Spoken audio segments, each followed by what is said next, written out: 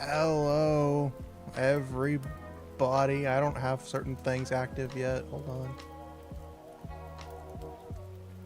I thought I did, but I don't. It's my folly.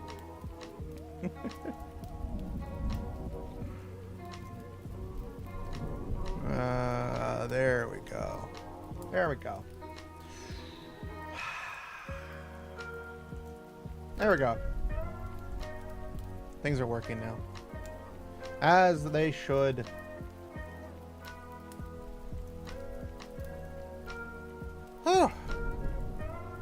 Good morning, afternoon.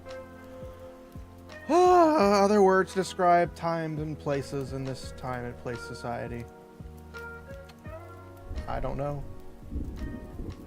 Somebody does. Just not me. Well, welcome! Welcome. Today is a special day. I say special as it's just a normal, ordinary stream day, but it is somewhat special in that I am going to be restarting my story for like the 5th time because I'm exceedingly indecisive and stupid. Mainly indecisive. I'm also stupid, but mainly indecisive and also stupid. But we won't go into that. We're not going into that. We're going into the story, the nit-gritty, I don't know, words. There are words and stuff that I could say in phrases. There's phrases, there's words, there's things going on. But don't worry. Today I'm here beside all of you to suffer through my stupidity. And we're all here. That's all that matters. All that matters is we are here. It is happening. Words are extending across our mind. And, yeah. Hey, Lily. Welcome, welcome, welcome. It's been a while. How have you been? I hope you've been doing good. I hope you've been doing good. I'm tired. That's only because I ate a lot of food before starting stream. Probably shouldn't have eaten all that pizza. I'll pay for it with my life. Or at least the restroom.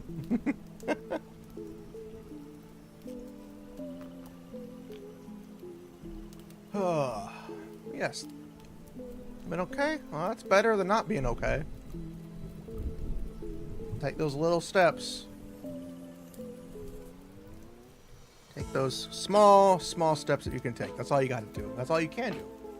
Unless you can take big steps. And take the big steps, but be careful. The janitor usually removes the floor as you walk by. That dastardly janitor. How dare he? Yes, today we are starting over. Eat more. I don't want to explode. I don't want to explode. I want to live. I want to live. Not explode. I don't want Setsuna chunks all over the place. Even if it does sound delicious. These earbuds irritating my ear. Probably just because I put them in too far. Earbuds. Yep, I downloaded it already. I tried starting it up to see if I could do anything. Aside from setting the language, that's about all I could do. I did download it on the PlayStation, but I'm like, fudge it. I'll just do it on PC. So, I'm looking forward to tomorrow, because me and a bunch of friends are playing it tomorrow. Because me and Kerbo, and we've got 2 other people coming with us.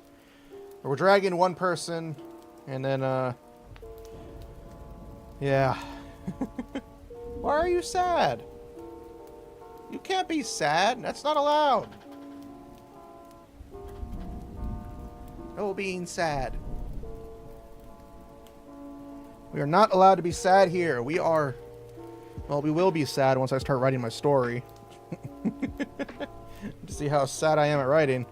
That's a whole different ball game. I don't want to get into that right now. I'm scared. Can't play it yet. Yeah, my friend had PS Plus, and I had it technically, but I didn't want to play without my friends, so I did not play. Did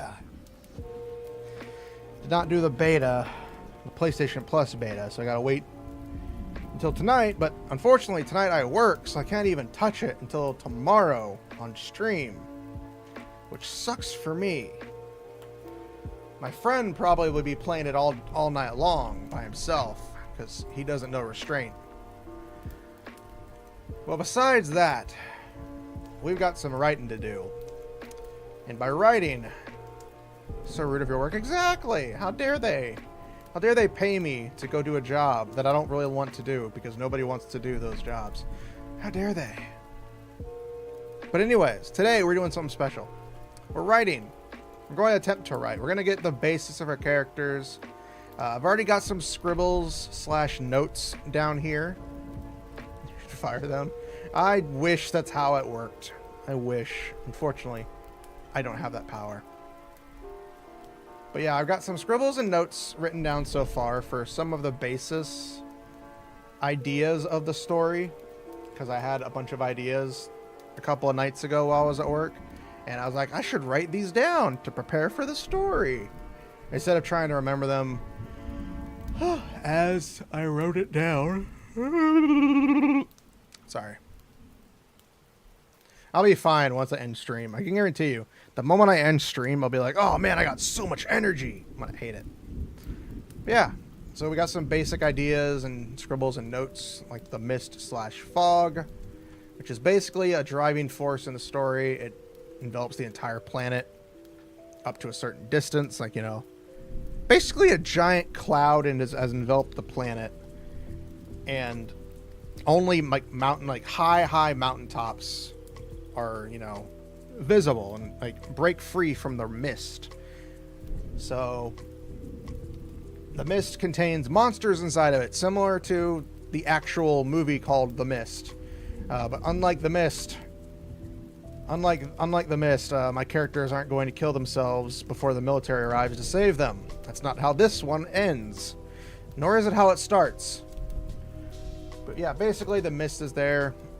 It prevents all sorts of technology from not working, old school technology not working. Old world technology from working is basically the terminology they use in the book that I'll have it. Of course, you got magic and special alloys that are unaffected by the mist / fog.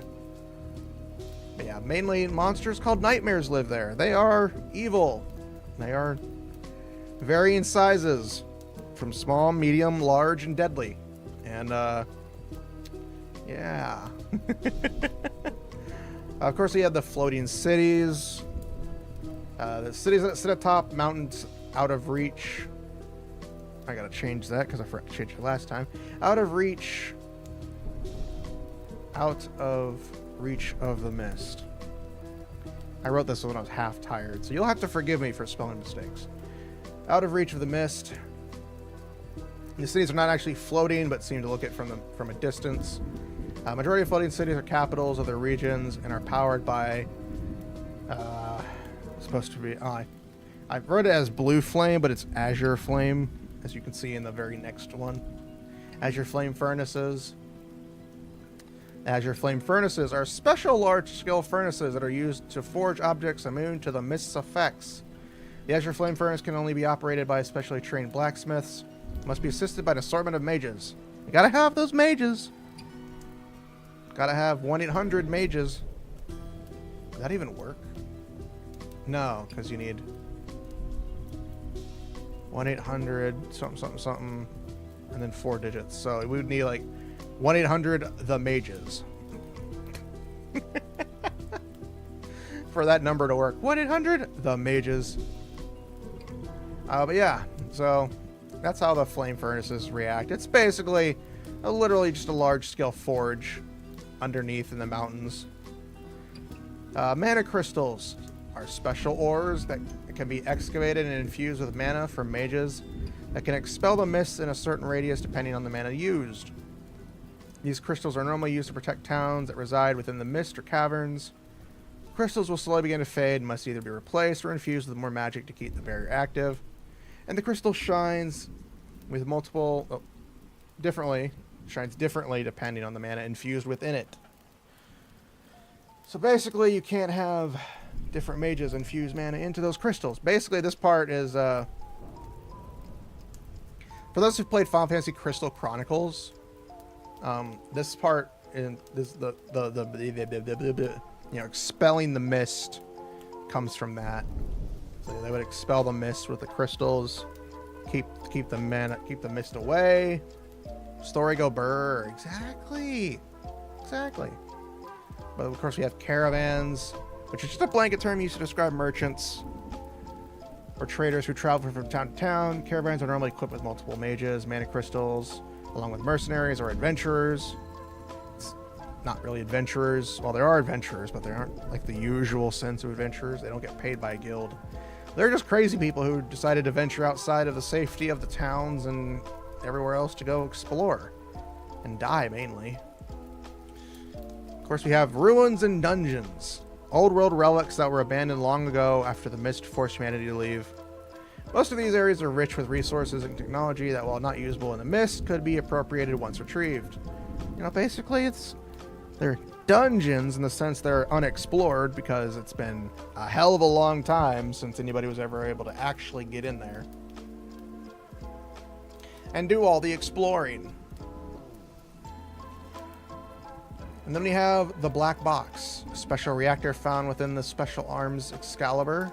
Unlike the Azure reactor, oh wait, I skipped over this part, but we'll keep going. It is immune to the mist effects and does not require mana to be powered. It does, however, require time and time to regain energy. Basically, it's a special reactor for the main character's special weapon. Azure reactors, since I accidentally skipped it. Actually, I skipped a few things. I skipped the arms too.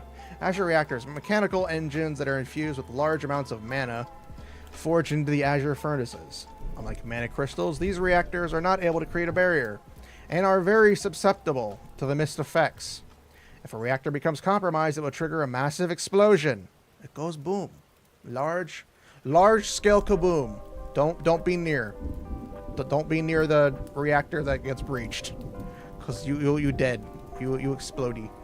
Of course, we have arms, special machines that are used to combat large-scale nightmares that are made and coated with special alloys and powered by Azure reactors. These machines are rare as the materials needed to build them are scarce, and most are in the ruins and dungeons long forgotten to time. Which is true.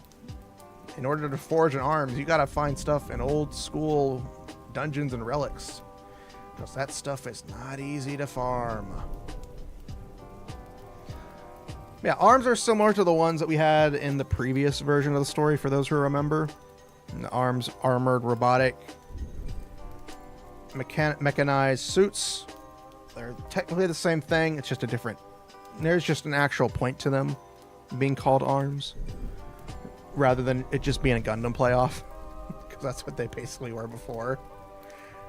Excalibur is an old world arms unit found inside one of the cars of the abandoned relic that Hilda has been working on. It is basically specialized arms. Literally got some unique stuff and swagger going on. The Phase Link system, an old world technology that allows users to summon specialized weapons at a moment's notice and dismiss the weapon in the same manner. The downside of the system is that it cannot be used inside the mist due to the interference. The system can also be used to bring objects from other objects aside from weapons, as long as it isn't placed into the system's database. You could literally summon a building if it was registered in the system, but you know, can't do much with it with your inside the mist, which again is the entire world. The entire world is covered in mist. Not all of it's dense, but you get the point. Seed of Humanity, a large-scale space station that was launched long ago during the early years of the mist.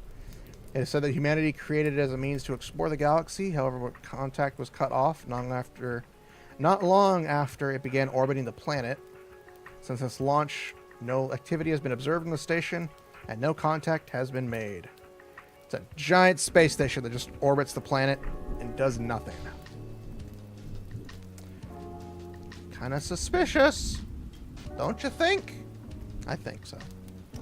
Eternal a old world relic train that Hilda has been working on rebuilding for the last 7 years. It is a large-scale train that is comprised of 3 cars, with one of them storing the Excalibur. The other car seems to be a living area, but most of it has been scrapped or destroyed. The train boasts unique features similar to the Excalibur. Again, it's an old world train. It's been stranded wherever it's been. And then nightmares, the monsters that lurk inside the mist. Gotta move my thing real quick because it's in the way just enough to where I can't read everything. Mist that have varying forms and sizes. These creatures only exist inside of the mist or areas untouched by the sun. It has been observed that nightmares fear direct sunlight and are more active in the dark or thick mist. Kind of like zombies and vampires combined. They don't like sunlight. It doesn't kill them. Like it's not like Demon Slayer where, you know, sunlight just instantly kills them for some unknown reason. But they are very weak to it. They slow down. They burn. They can be killed if they're in the sun for long enough, but, you know, that takes a while because it's not like instant flames and they're dead. No, they hurt. They slow down, and then if they're in there long enough, then they just combust. But yeah, that takes a couple of hours or days, depending on the size. But yeah, so that's what I've gotten so far. This is just stuff I had the other day when I was at work, and I was like, I need to write some stuff down. So this is all I have so far.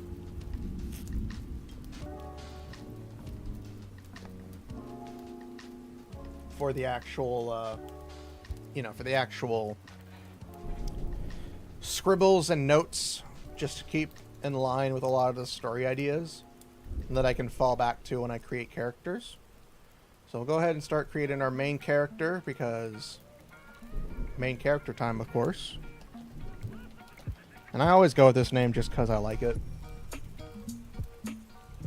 One day I'll come up with a better name. One day. For right now, that's a no. We're gonna make him 29. 29 years old.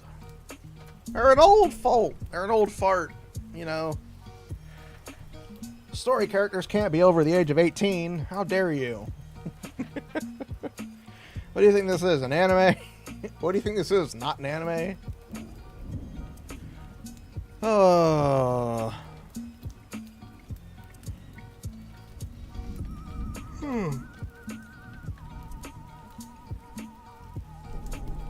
There we go.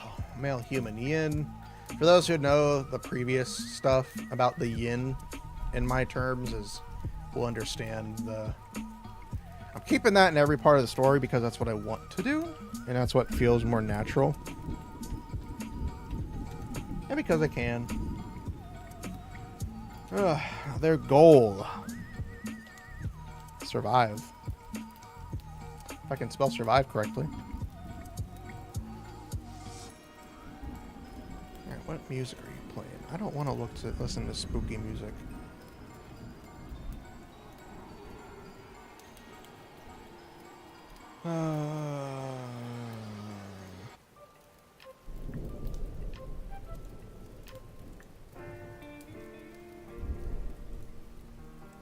I can't wait for Halloween to be over. I can't wait for it to be over. Alright, height. We're only going to go with the base height. We won't try to go into... We won't try to go into centimeters because that'll just confuse the fuck out of me. Our main character is 4 foot 11 inches. They are tiny compared to the majority of the world. Her hair color is ash white. Pretty simple. Eye color. I get confused on this.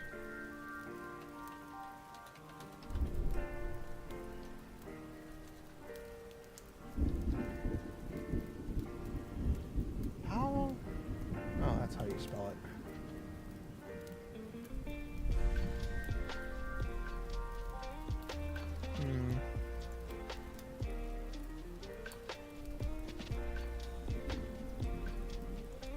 Okay, I don't know which one, but we're just going to type in the one thing.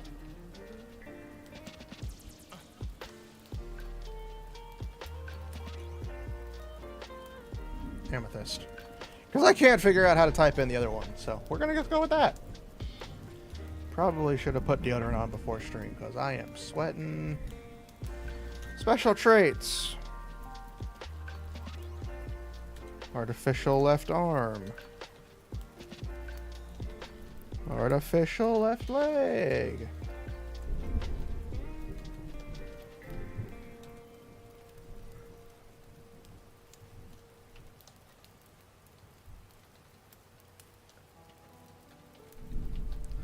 Artificial slash robotic.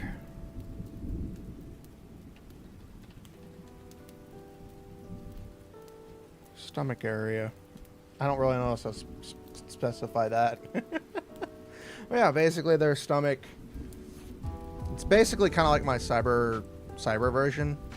Got a like lower body part that's basically just robotic. Personality. This is gonna be the hard part. Personality is always the hard part. Because you could think of a character quite easily and just, like, oh yeah, this character's like this. But and you gotta really get into the nuance. Well, not really into the. You don't really have to, but gonna make your character a one-dimensional. It's not very fun, if you know what I mean. I wish I knew what I mean. I don't know what I mean. I'm saying words. Personality.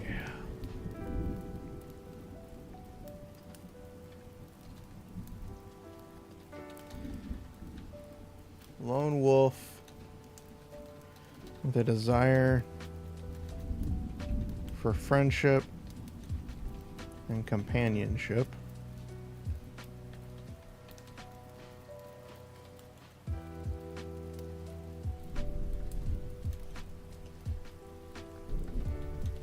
Quick thinker. Thinker.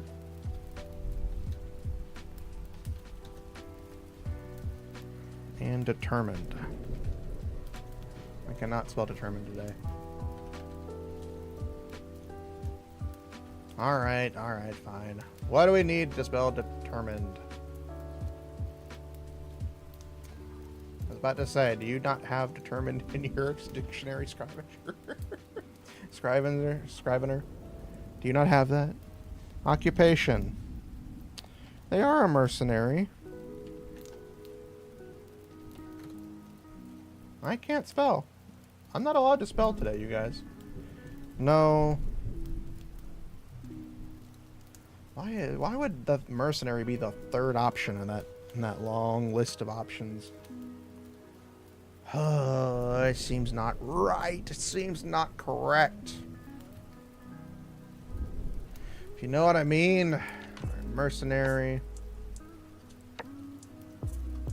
slash bodyguard.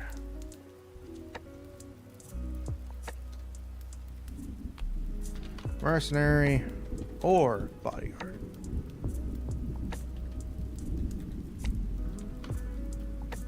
Background.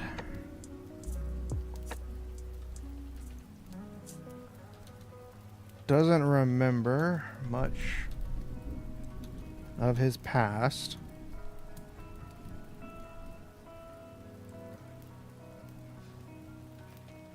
Other than what has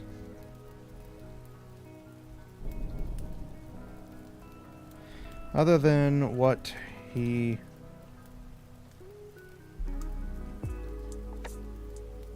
that doesn't make any sense. Woke up 9 years ago with no memory of his past.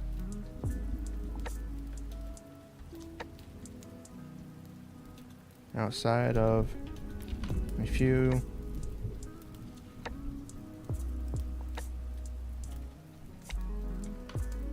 details such as his name, age,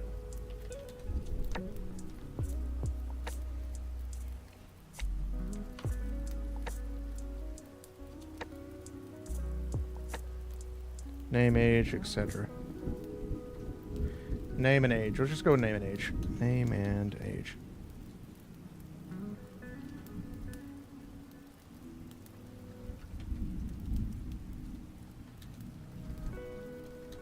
Traveled with a caravan.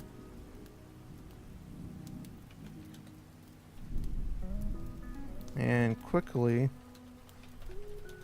learned he was good at fighting and knew how to handle some weapons.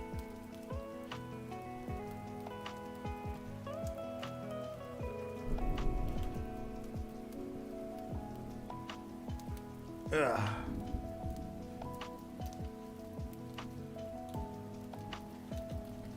Couple of years later, he left the caravan to begin his personal journey of finding his own life and searching for his past. There we go. Simple. Gives our character a bit of time to have some sort of form and memory. You know, so he woke up around age 20, so he's 29 now. So he's had 9 years in this world that he can remember. You know, he knows his age, knows his name, probably knows a couple other things like eating and so forth. But we won't go into those details because, you know, that's kind of minor, and you don't really want to go into those too much. You know, he's traveled, learned he's good at fighting. He had to handle some weapons. And, you know, a couple years after that, he decided to strike it on his own to see what he can do. Either finding his name in his own journey. That's what you do in a world plagued by monsters. I mean, preferably, you know, at least he can scream. Oh, maybe not. Strengths. Quick reflexes.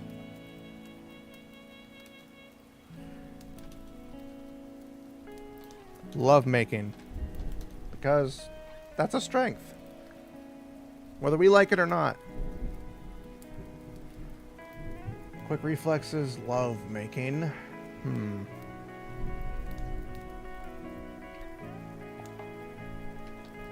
Fleet-footed. We'll just say agile. No, because that would be... We'll do agile, dexterous, love making. Because agile means you're good at speed and dodging and, you know, running. And dexterous just means you're good with your hands.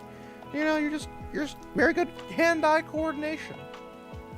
So that makes some pretty good sense.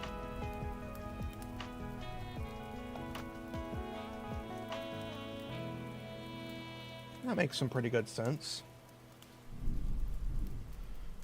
We'll at least go for 5 strengths apiece for all the characters, and we'll go for at least 3 weaknesses. That's what we want to try to go for. At least 5 strengths and 3 weaknesses is the basis. Give our characters some weaknesses, because, you know, if you don't give them weaknesses, your character's not going to be fun.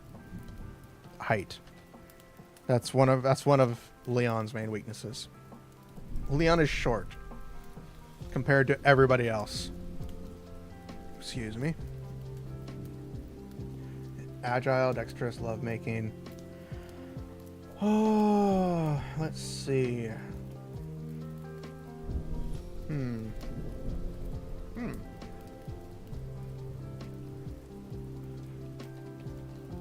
Piloting.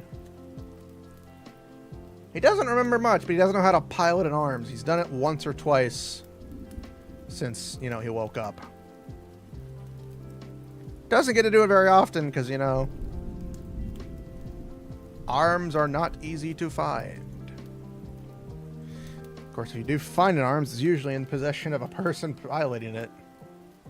Agile, dexterous, love-making, piloting. And, martial skills. We'll say martial skills that cover, you know, combat in general. Weaknesses. Height.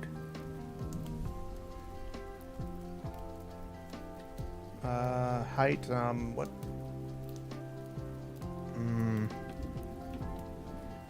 Magic intoxication.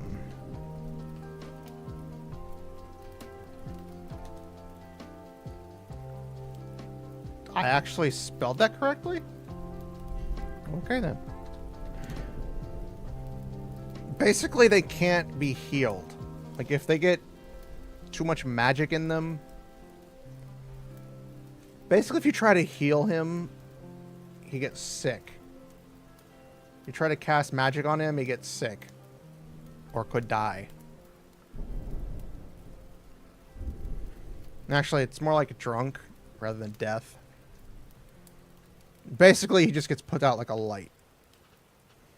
Actually, no, hold on. I didn't want to do magic.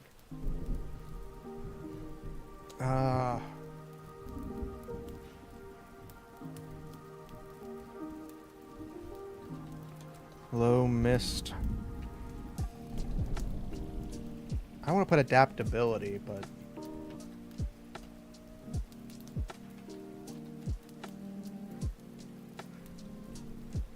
Low mist tolerance.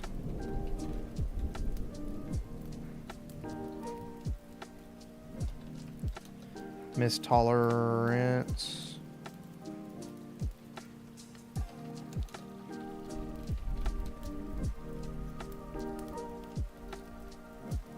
I'll put low in parentheses. Basically, he can't... He's not very good in the mist. Like, he can go out and fight in the mist, but if he's in it for too long, he could end up getting killed just from the mist alone. Because the mist is not just a fog that houses the nightmares. You know, it's also toxic, which is why they need the crystals. But he does carry around some items that keep him safe from the mist for a bit, so, you know, that's something going on. Mist tolerance low.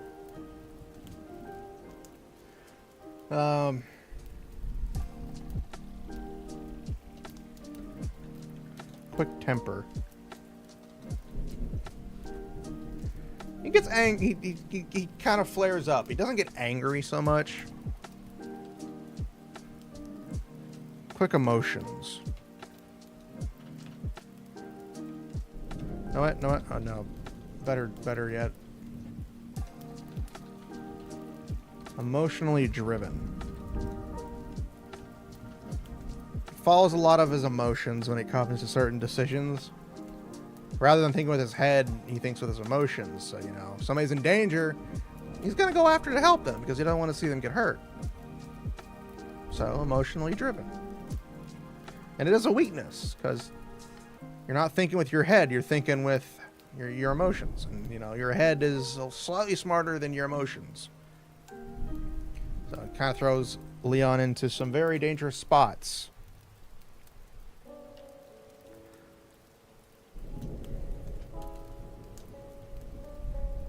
All right.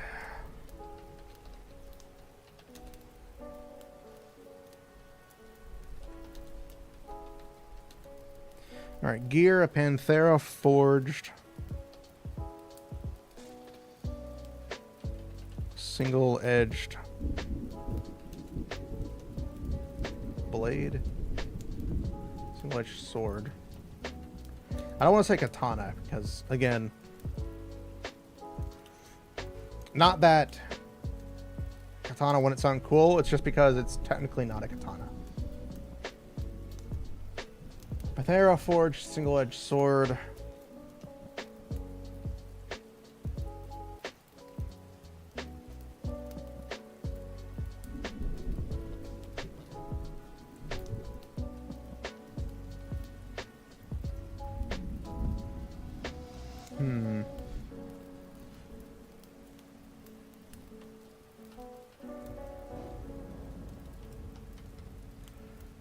Mana Blade.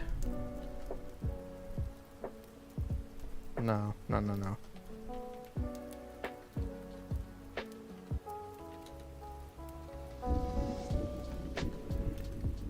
Azure Energy Sword.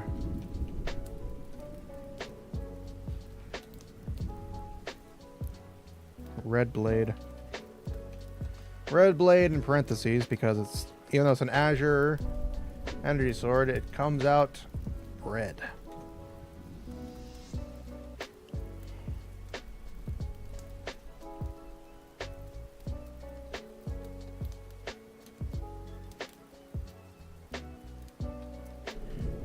Personalized.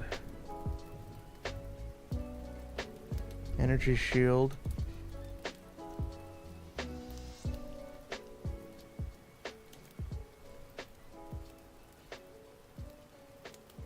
Energy Shield.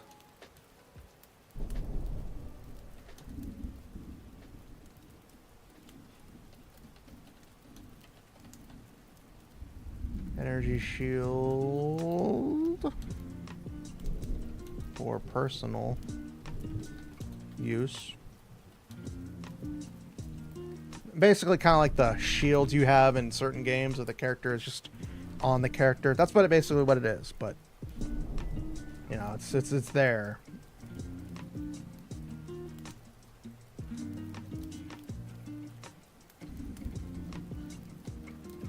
Repels.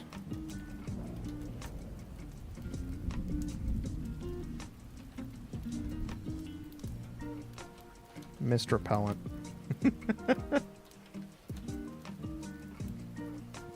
Repellent. Nope, that's not how you spell repellent.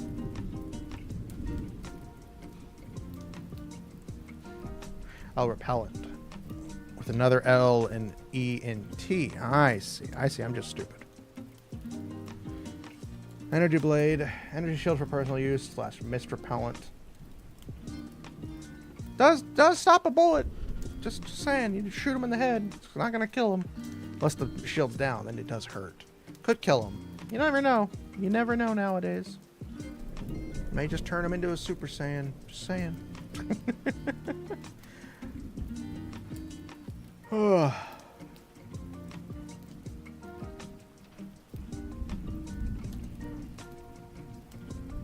Grapple device.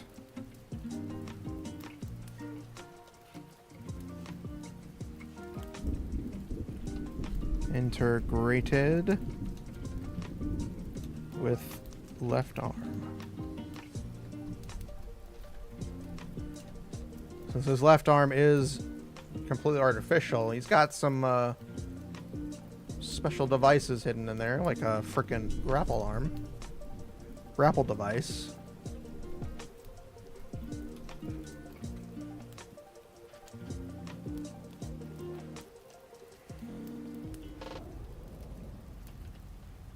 Small personal notebook.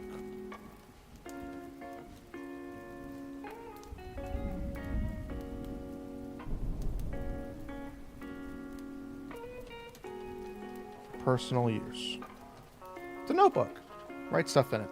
Kind of self-explanatory. Since it is something he carries around, it's got to be there for him at all times. So, you know, it's got to be there. Just saying, bro. Just saying, you know, it's got to be there. Personalized notebook. Small personal notebook. Takes it out, write a note, go from there.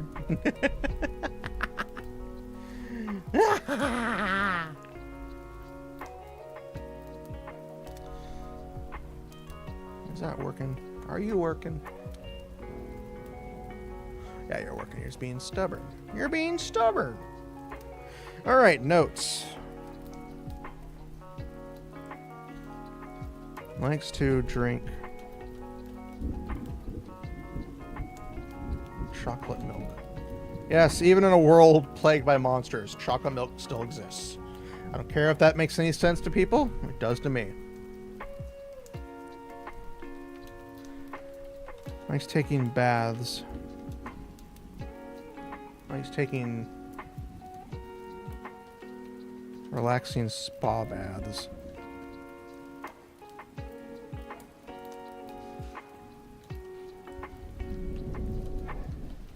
When visiting floating cities.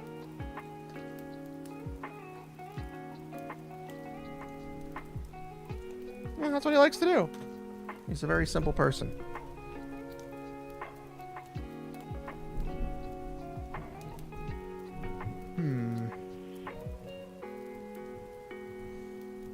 I gotta have at least, let's go with at least 5 notes for the character. 5 additions to the character's stuff. And we'll have a drink and some other stuff. Maybe their favorite food, but I don't want to get too into it because that just gets a little confusing. Not really confusing at all. I like taking relaxing spa baths with visiting floating cities.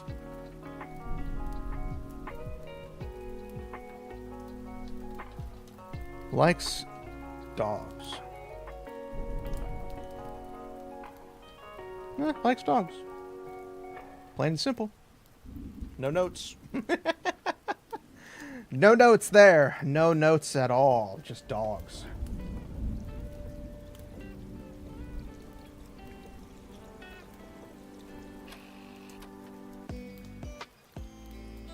Likes to drink chocolate milk. Likes relaxing spa baths when visiting floating cities. Likes dogs. Let's go with 2 more notes to give to the character.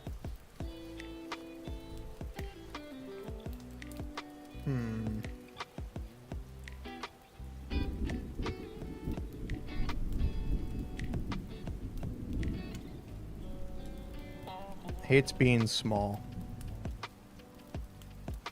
Or hold on. Does not like. No, that's the same about their height. The weakness for their height. We can play that off kind of like Full Metal Alchemist. You know, our character drinks their milk. They always get tall. No, they can't.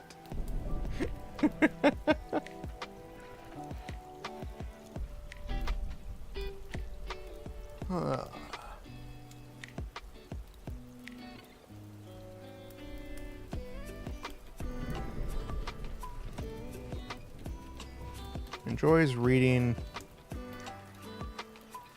old world books. Just likes reading old world books. Books from the old world. Because most of the new books suck. I'm just kidding. Let's see. What do we got? One more little note. I've got 4 things.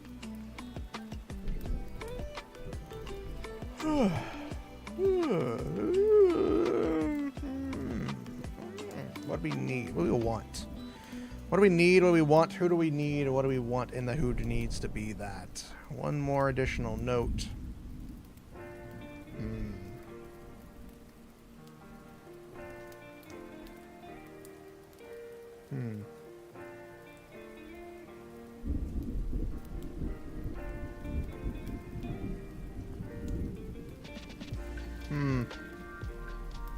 I thought this would be hard.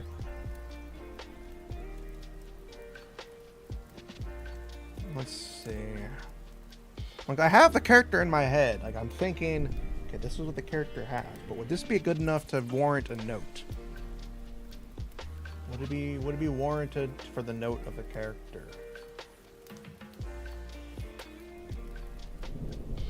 That's a problem. I keep yawning. I don't know why. I know why.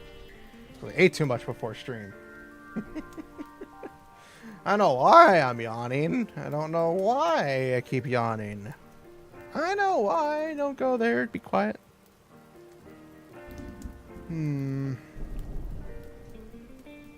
Chocolate milk, spa baths, reading books, dogs.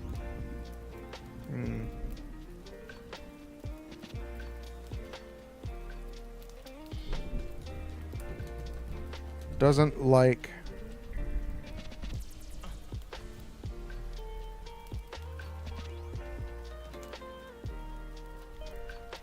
eating vegetables.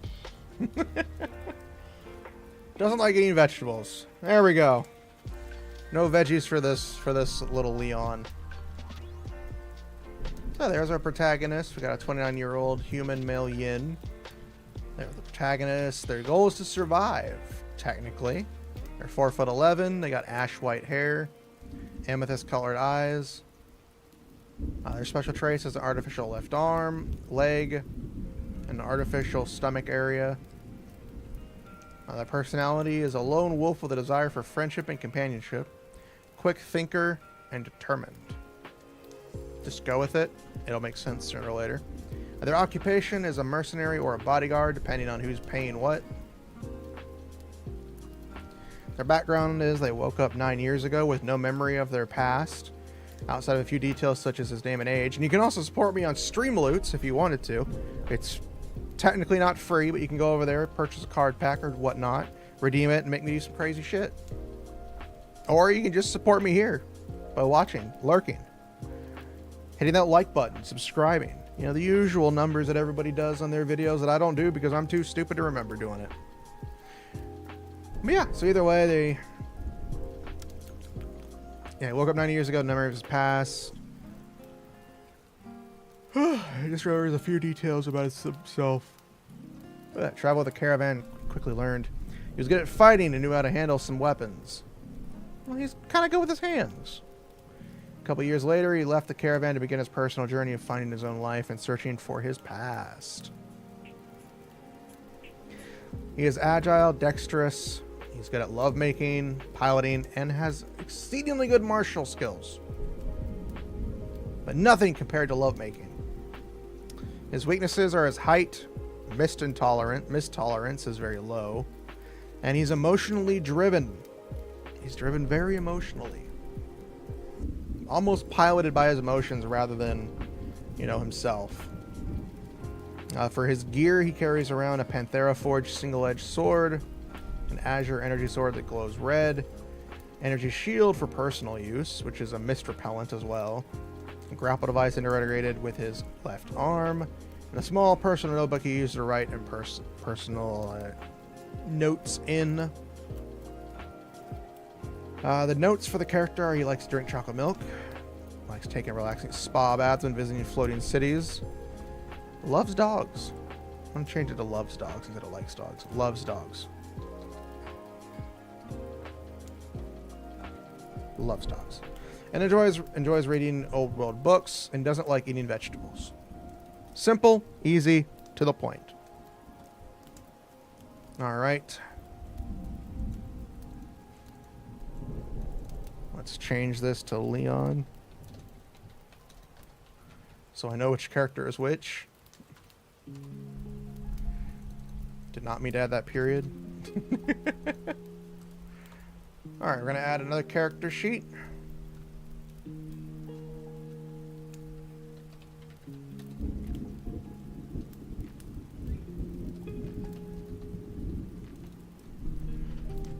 Alicia Evergreen is the name of our next character.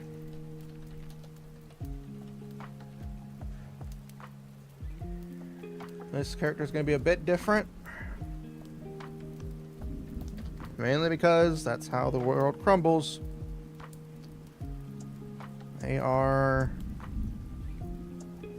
100, not 1,000, 198. They're 119.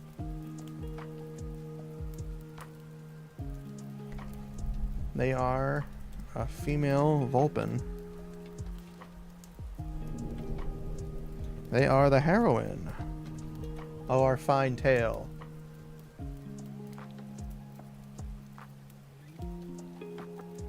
Their goal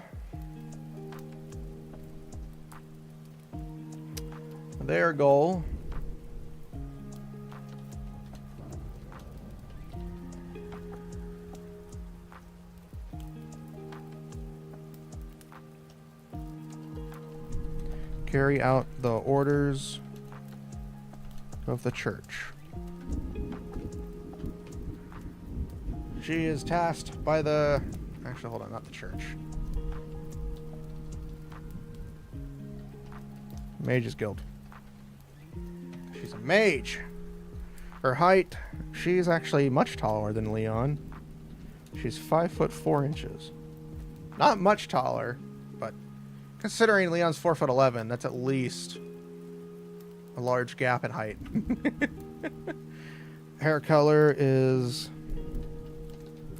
scarlet red. Eye color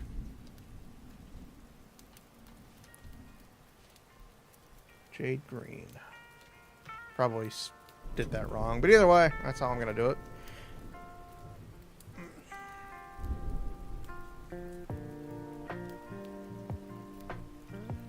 Special traits. Eyes of the Magus. Special eyes that mages get, that certain mages get, that basically tells them that they're very skilled at magic. Whether they know it or not, or if they want to be skilled at it, you're automatically skilled. So she's basically a gifted mage, whether she wants to be or not. So sadly, that's kind of what happens. 7 foxtails. Not foxet tails, foxtails.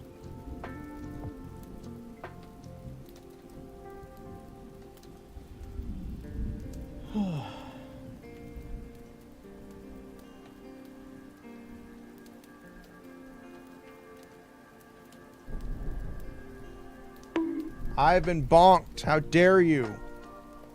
Nobody bonks me but that guy over there in the corner. Sorry, that was my window. Over in the corner.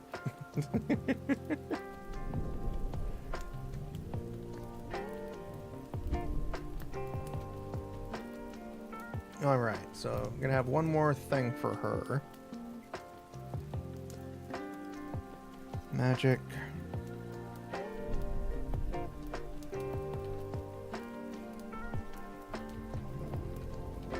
Corruption marks on her left arm. Corruption marks, I just now wrote it, but I can explain it in detail, is basically marks that showcase damage to the user through magic. Trying to cast either a spell that they're not compatible with, or just infusing with magic that's dangerous. That doesn't make any sense. Let me rephrase that. Basically, they took in a lot of magic that was too much for them, and it caused damage to their body. So their body now has, you know, the signs of damage. Kind of like, what's an example? Kind of like when the road starts to break, you see cracks in the road when things are like, you know, the ground underneath is causing it to do stuff. That's basically what's happening. Basically, too much pressure and her body started to rip apart. Well, hello, welcome, welcome, welcome. Hello, hello, hello. Meat Pizza 15. That is actually... So you have 15 pizzas? Nice. Well, welcome. Sorry, I'm not trying to make fun of your name. Was that a honk or was that this music I'm listening to? I'm tired.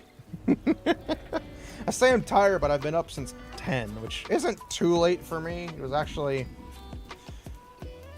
Because I was supposed to do a stream last night with a friend, but they moved it to today, but I won't be able to join it today because I have to work today, sadly. So, I was going to stream yesterday with some Phasmophobia with some friends. That didn't work out, so I woke up at 6. And then I went back to bed and didn't wake up till 10. So I had plenty of sleep. I only feel tired because I had too much food to eat before stream. That was my own fault. Let's see, the personality for our female heroine. Not the drug. The savior in a story who is female.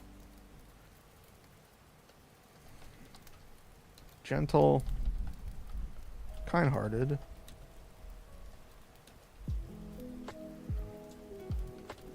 Shy. And easily spooked. She's a very timid person. You know what? Instead of shy, I would say timid. Gentle, kind-hearted, and timid. makes a bit more sense. We can iron out the actual details when we get into the thing.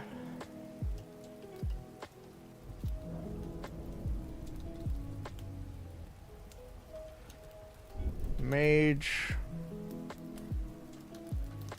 of the order.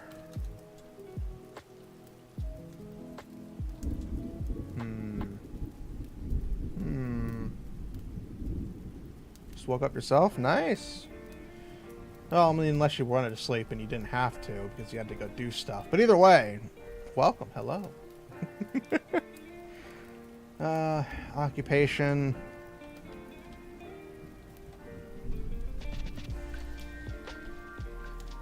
Traveling mage.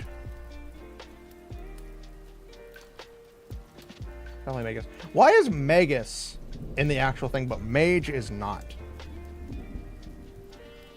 I don't like that. Magician. No. Magician sounds weird. Traveling mage. That's what works. I don't care. Doesn't have to make any sense. It makes sense for me. So that's all that matters. We've got an ad coming up in like 30 seconds. Supposedly. I don't know when it'll hit for you guys. Because, you know, Twitch likes to be like, here's an ad in this much time. And then like an ad 1 minute later pops up for you guys. And I'm like, why count it down? If the ad doesn't play immediately, why are you counting down? I don't like ads, but it's the only way to get decent money through Twitch. And I know I hate saying that, but it's true. Oh. All right, so background. Background for our dear Alicia Evergreen.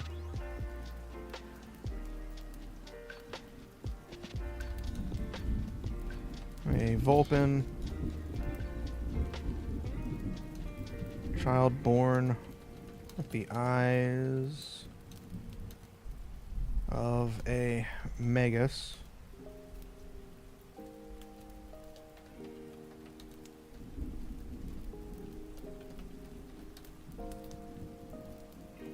So is magus? Did I add? I probably added magus to the learning dictionary. I probably made it learn the spelling of magus. The eyes of a magus.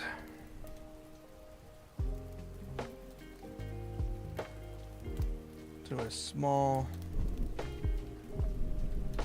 family on the outskirts.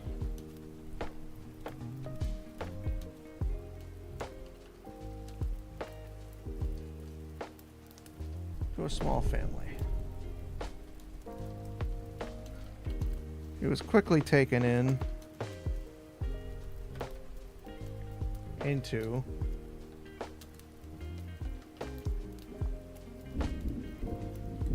the Mage Guild and raised in accordance with magus law.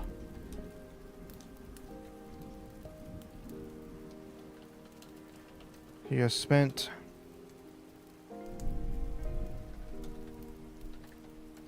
the majority of her life majority of her life inside the city. Oh, there we go. There's the ad. Oh, well, the ad already happened. Never mind. Nikkei will be tomorrow. I don't know if you can hear me. Nikkei we're going to be doing tomorrow because it's Saturday and I'm super... Well, not tomorrow. Nikkei is Saturday. God, I'm stupid. I'm stupid. Days are blurring together. Yeah, I know. But don't worry. I've saved all the good stuff for you guys.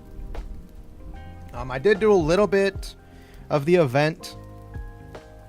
I did the starting part of the story, and I've done 2 actual missions in it. And the only reason I did 2 missions was so that I can do the repeat mission. So that I can get the rewards for the thing. So that's the only reason I've done some of that. I did get Cinderella, but I got her through the golden tickets because I want to save up my stuff to maybe do some pulls during the anniversary.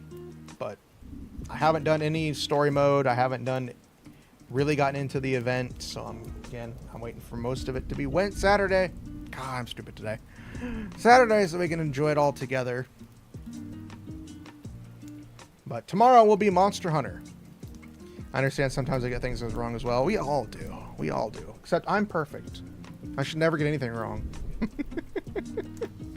No, I'm not perfect. Nobody's perfect, even if they say they are. She spent the majority of her life inside the city, practicing magic. Per the customs of the guild.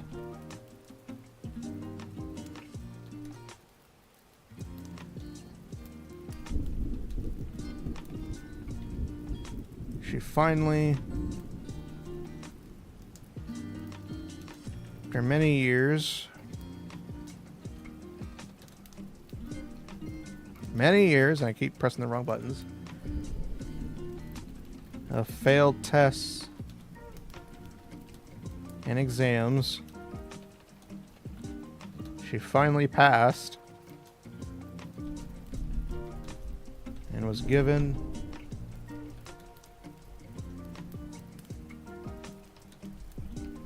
a proper license to practice, to use magic in the outside world.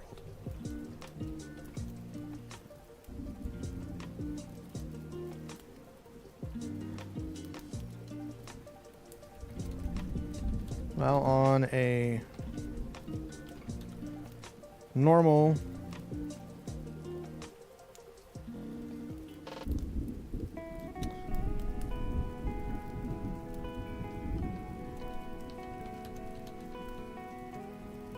doing a routine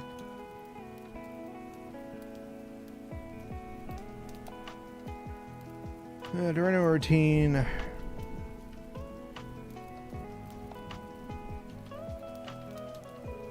caravan stop.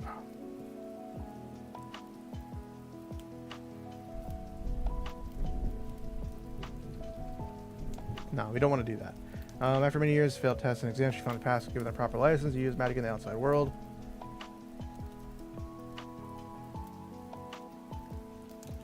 A few years later, she was given clearance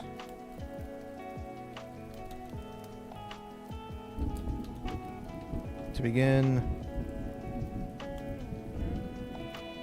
traveling to other cities and towns. There we go. Again, doesn't really showcase a lot of the character in the background, but that's what backgrounds are, just to pull off of for the characters' backstories to go for. So, she was a Vulcan child born with the eyes of a magus to a small family. She was quickly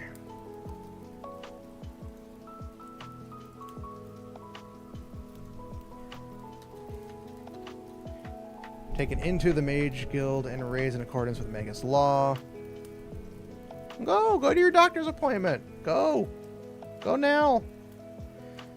According to Magus law, she has spent the majority of her life inside the city practicing magic per the customs of the guild.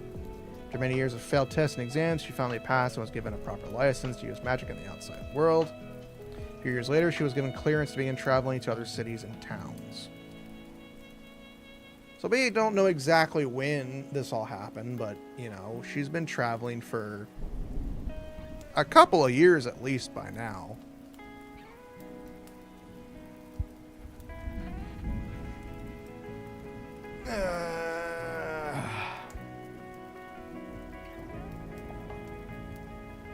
So strengths. High magic aptitude.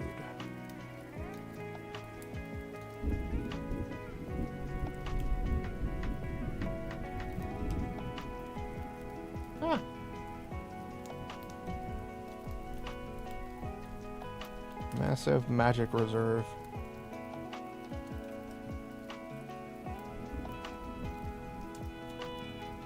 Massive mana pool. Let's just go with that.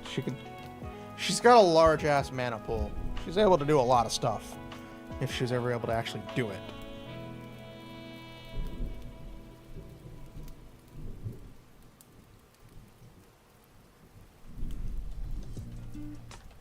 Immune to the mist. She is immune to the mist. She can walk in the mist without having any sort of problems. She doesn't get drained. She can't get sick. She can be attacked, though. She's not, like, immune to the mist in that sense. Like, you know, the moment you step into the mist, the nightmares immediately start sniffing you out. But, you know, she can withstand the toxins of the mist, I guess you could say. She's scared as shit, though, so she won't run into it. She's immune to the mist.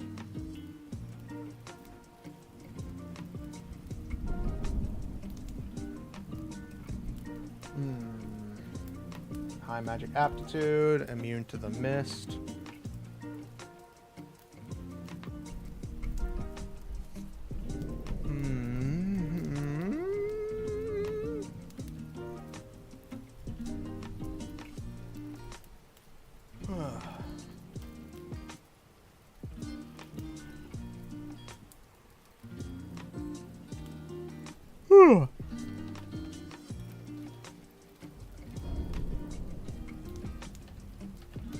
High level hearing.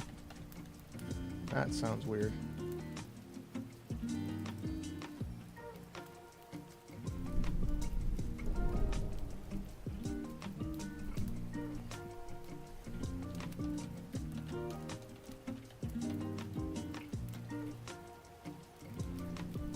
Strengths, lightning magic.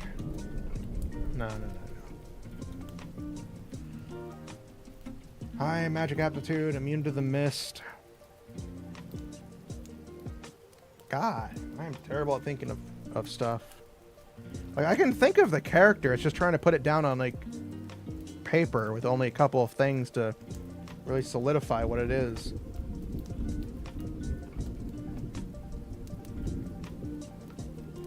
That's a problem. That is the problem. Because again, you can think of it easily, but trying to actually put down on paper is the hard part. Especially when I didn't plan out these characters completely correctly just yet. Strengths. What do we got? I need to move my legs. Sorry, don't mean to rub up on you guys with my microphone. Oh, maybe I do. Maybe you guys deserve it. Maybe you guys deserve to be rubbed in the microphone.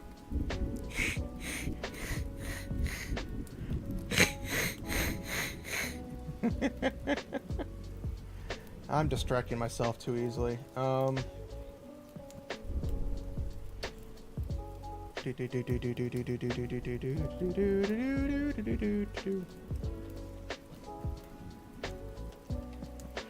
Old world knowledge.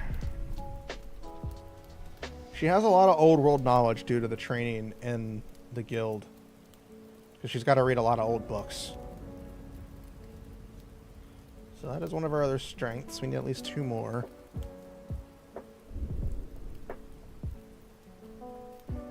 Let's do some weaknesses real quick.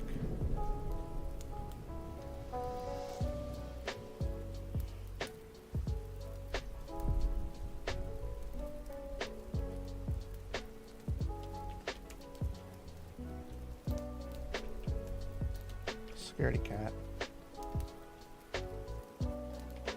Easily scared. Is that scarred or scared?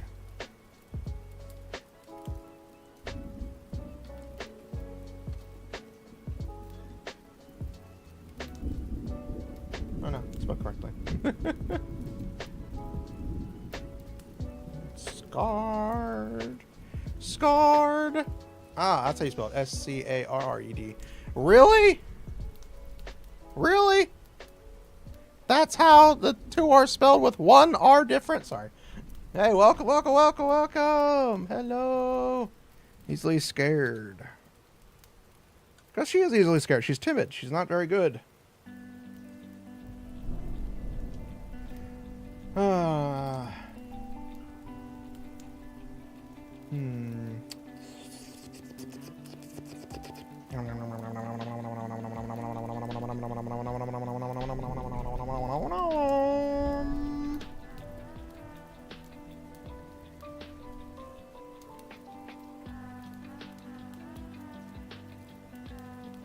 Her other strength is speed casting. She's able to cast very fastly. Very fast. Very fastly. Very fast. Long incantations. Her weakness is long incantations. Anything that has a long incantation, she sucks at. So when she has to start reciting the whole thing, she's got to read from a note. If she fucks it up, she has to read again. So... fastly. She's very fastly. Alright, so we have high magic aptitude, immune to the mist, old world knowledge, speed casting. It's 1, 2, 3, 4. We need one more.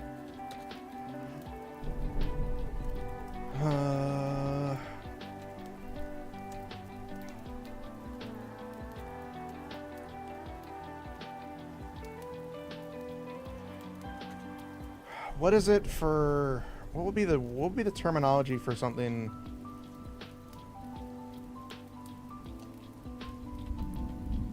Easily hungered?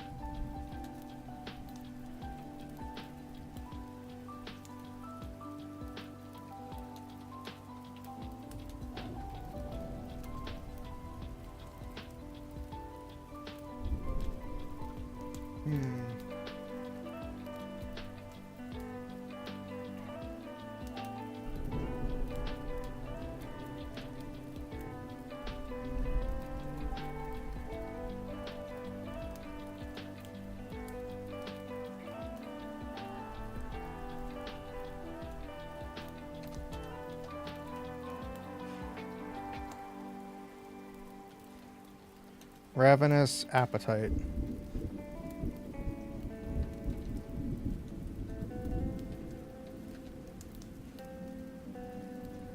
She's got to eat a lot. Okay, she eats a lot. She burns through her stuff, but she got to eat a lot. So, don't expect her to stay quiet when she has it eaten, because she'll complain, and her stomach will growl like an iron lung. Not an iron lung, it'll crow like a rooster. But instead of like your stomach would normally make, it's just like cock-a-doodle-doo, feed me, you son of a bitch. Okay, so we have our weaknesses: easily scared, long incantations, and ravenous appetite. So we need one more strength. One more strength. Something that isn't tied to some other stuff.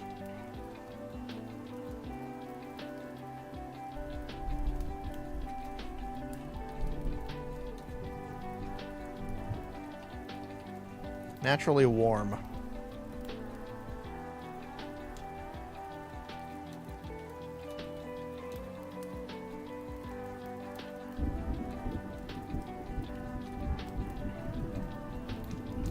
She gives us excess heat.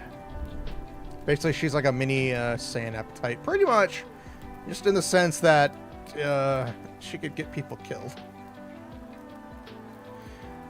But naturally warm, she gives us excess heat. Basically, she's like a little mini space heater.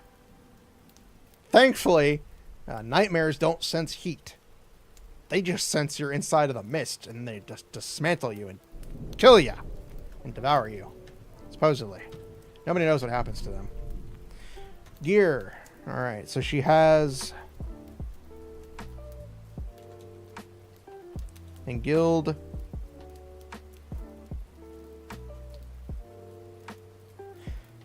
issued mage staff. The guild issued mage staff. Learn the spelling.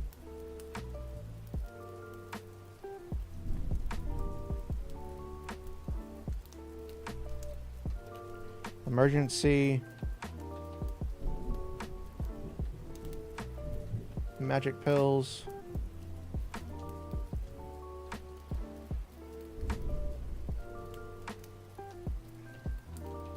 For mana sickness / low mana. Even though she doesn't suffer from that because she's got like an enormous pool of mana. Off topic, where you or 40k endure. I have played 40k. I played it with some. We're playing it with some friends. I'm gonna try to do it Sunday. Try to get back in for another thing of 40k. I'm recording the sessions, but unfortunately, it's taken a while to get to the videos. But that's because the editor takes a bit of time to do stuff, and that's fine. I'm not complaining. But if you're talking about, like, I know the lore and stuff, I don't know jack diddly about the lore. I know jack nothing. I know jack nothing about the lore. And most of what I heard, I'm just like, I don't want to be here in this world. Love the aesthetic, love the armor, love the enemies. The lore just confuses the fuck out of me. So, kind of a 40k enjoyer, just not for anything lore related.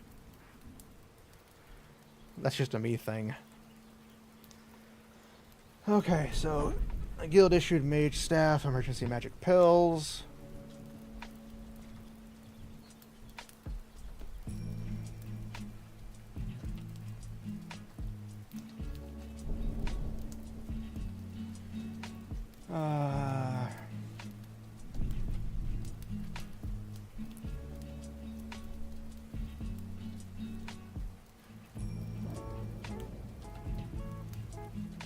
Empty magic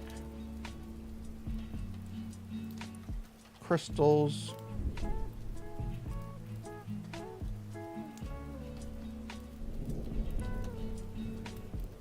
Empty magic crystals.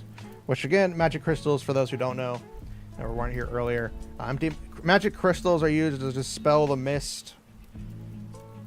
You infuse magic into the crystal, and then it creates a barrier around that protects the people and keeps the monsters, the nightmares, from entering. So she carries a few spare empty magic crystals so she can infuse herself, which is what all mages should do. If they don't have magic crystals that are empty or have ones that are ready to be used, they're fucked. Guild issue mage staff, emergency magic pills, empty magic crystals. Actually, it should be ready to infuse magic crystals. There we go. Because they're ready to infuse, they're not empty. If they're empty, that means they're not good. Ready to infuse magic crystals.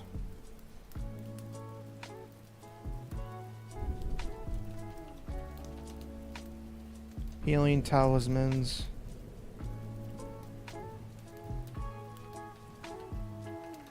I cannot spell talismans. Oh, no wonder why. I'm stupid.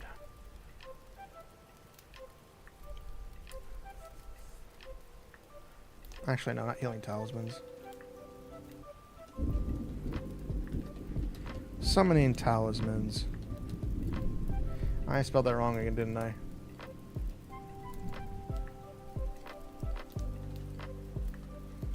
Used to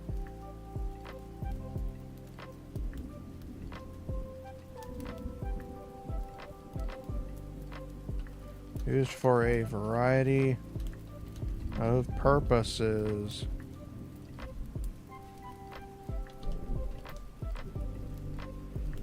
Basically, they can summon like a little assistant or a little familiar to do stuff for a little bit. They don't last forever. So don't expect them to be there forever. Because that's just bad expectations.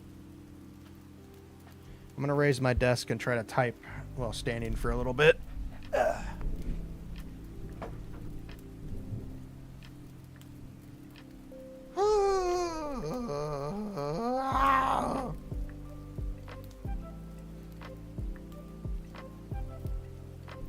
There we go. Push the chair back a little bit. Give my legs some stretchiness. There we go. Probably won't be on this for too long, but we will be standing for a little bit. Alright, notes. Why?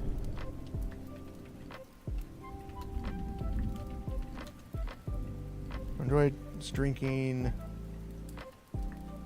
excuse me, tea with friends. She enjoys drinking tea, but she likes to enjoy drinking tea with friends a lot more than just regular tea. If you know what I'm saying. Saying. S-A-I-Y-E-N. Saying. Enjoys drinking tea with friends.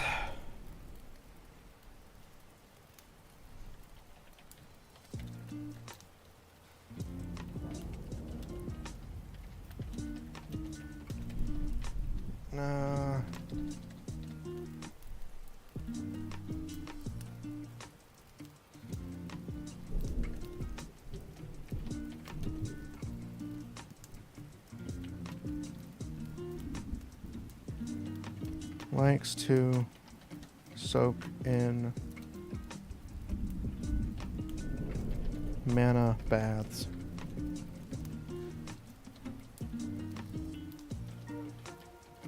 Water infused with magical properties.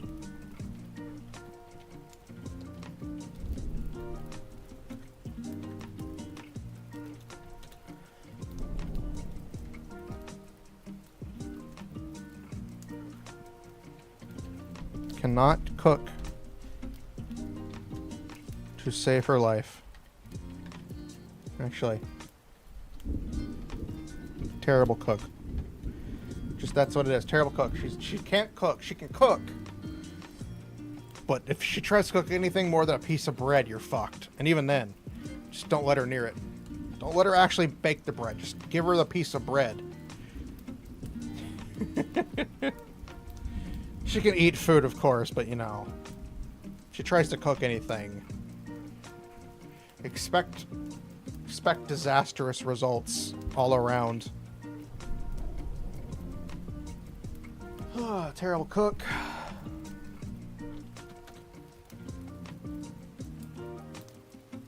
Let me save real quick. Save. All right. Continue on. So let's see. And enjoys drinking tea with friends, likes to soak in mana baths, water infused with magic properties, and a terrible cook. I need two more little details to cover up for the last of it. What do we need? What should it be?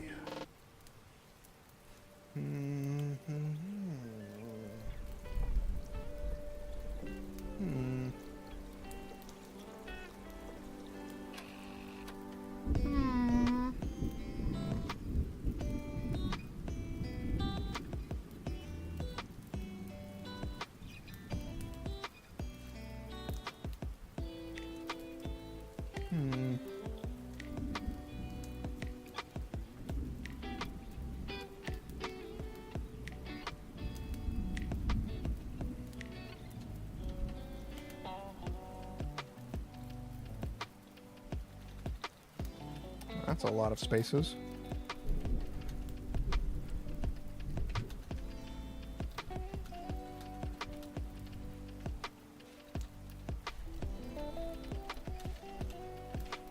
Likes taking care of her tail and hair. Her tails and hair. She's got 7 tails she's got to tend to, so, you know, she's got to take care of those. Just makes her feel nice and clean when she does it, I guess. I mean, you know, that's would be like most people would think that, yeah, that's a common sense, but, you know, some people are like, fuck it, I'll just go out like this with my head looking like I just got shot by lightning. Well, you know, just put it out there.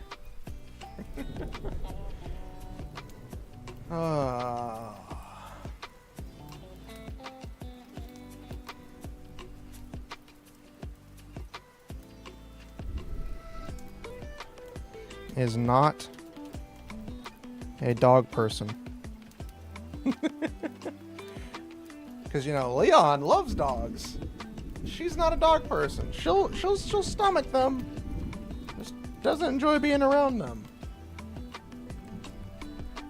All right, I think that's a good point for our character, for our heroine of the story.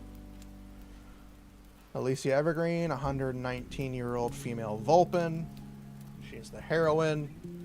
Her goal is to carry out the order of the Mages Guild. She's 5'4", scarlet red hair, jade green eyes. Special traits: Eye of the Magus, 7 foxtails, and corruption marks on her left arm. She's gentle, kind-hearted, and timid. She's a traveling mage. Vulpin child born with the eyes of a magus to a small family. She was quickly taken into the Mage Guild and raised in accordance with magus law. She spent the majority of her life inside the city practicing magic per the customs of the guild.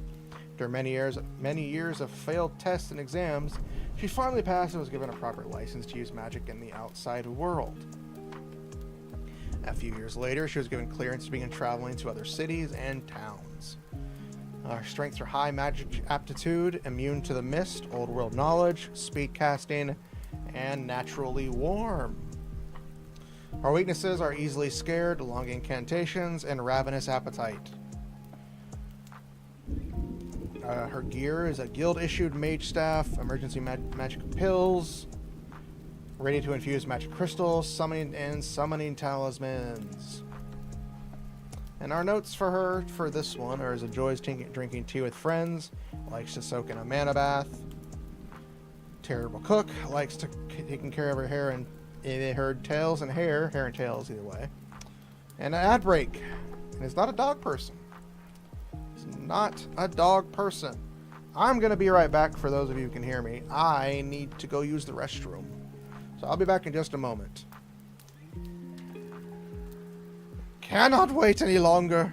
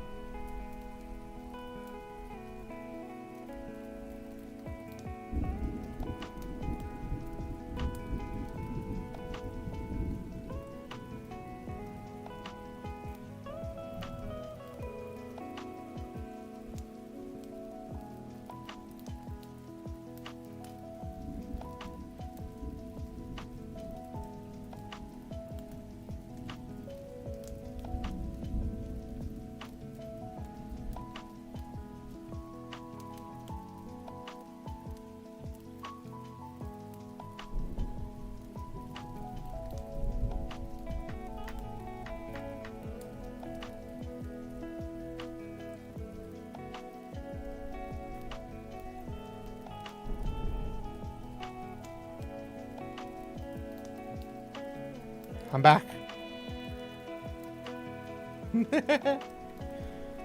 I'm back, baby. I'm back. Don't worry, we're good. All right, we're gonna go through 2 more characters today. And the idea is to get at least the base characters that I have for the story. I kind of already thought up most of them. So we have Leon, we have Alicia. Our next character will be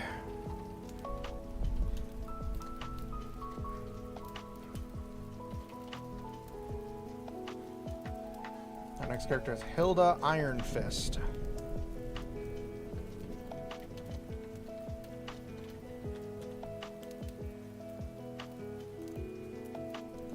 I know, not something you think of, but you know what? Fudge you. Fudge you and all you stand for. I don't know what you stand for, but somebody stands for something. And it's not me. But just because I'm standing doesn't mean a thing. Roland Story. She is a support. Her goal. Not that one.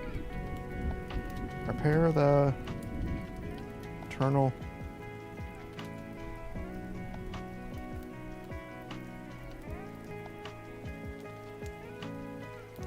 Get the Eternal repaired.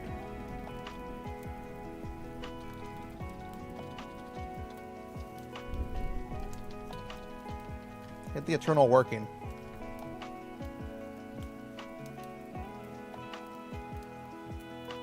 Alright, her height. She is the only character. She's a goblin. For those who don't know. I did not add her age and stuff. I am stupid. Her age. She's a 42-year-old. Female goblin. Her height.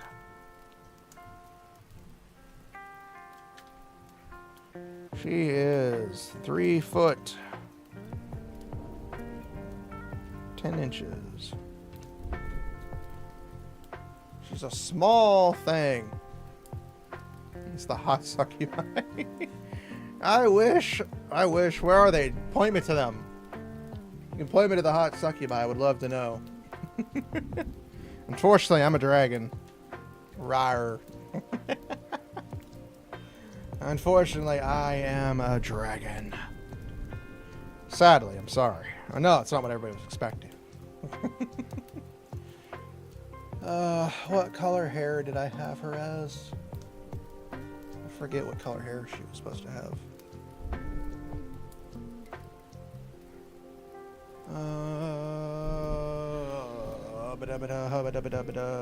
Trash characters. Can I?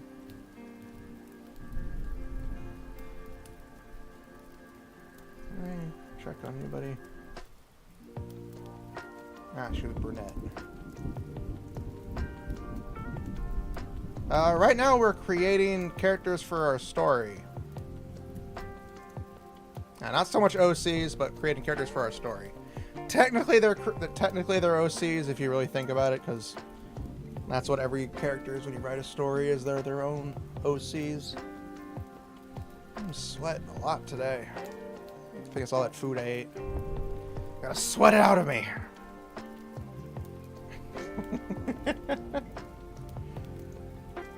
She's brunette. Yay! I spelled it right. Yay! Small victories here, people. Small victories. Yellow eyes. Alright, her special traits. Right hand is artificial and has an assortment of tools built in.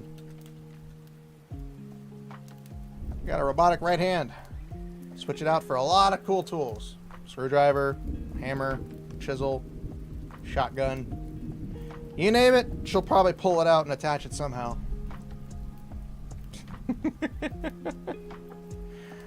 Personality. Personality-wise. Personality. Headstrong. Is headstrong one word?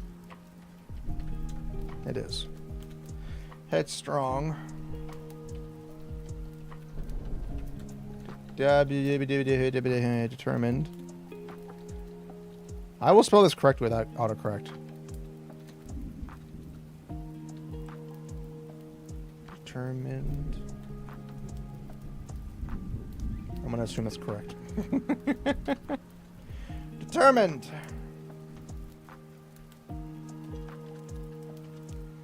Hopefully your pulls went all well on your gorgeous Cinderella. I didn't pull for her. I had tickets that I used for her. I'm being stubborn when it comes to Nikkei, because I want them to pull out a new version of Yan. You know, our southern girl with an accent who runs the store. One of the stores.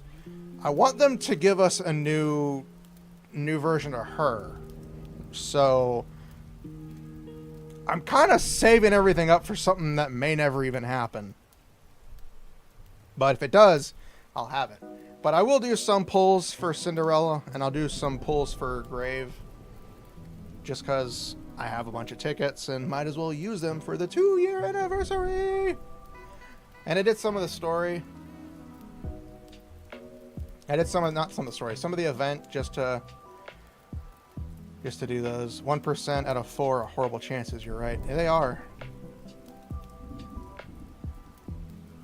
But I did some of the event story, just enough to do the repeat mission, so I've only done two event missions, so it's still very early on in the event. And we still got the other stuff happening, such as the hard mode and story mode. Well, story mode 2 and then hard mode. So we still got another week or two to go there. But from what I did see, it was very interesting. Very interesting. I'm looking forward to it. Seeing what they do. And it's nice actually having a voiced event after the last 3 events weren't voiced. I'm glad I don't have to hear the clickety-clackety sounds of... Don't get me wrong, I love those stories. They're very nice. They're good and well written. I just want to hear somebody speak. That's just me. Headstrong, determined.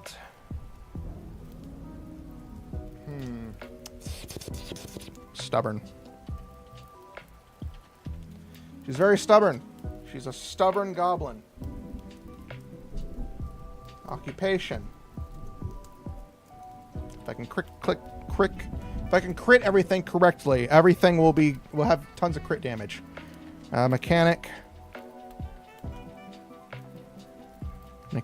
and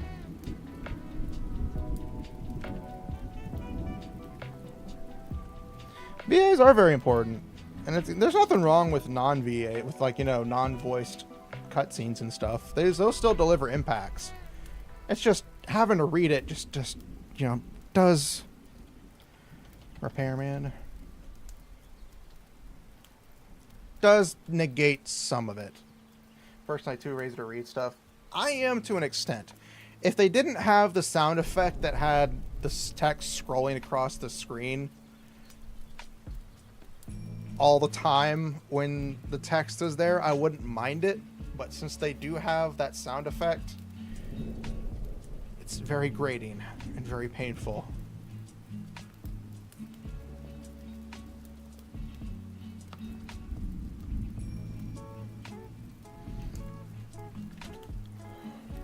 And my hands are all sticky. Give me 1 second. I'm gonna go wash my hands real quick.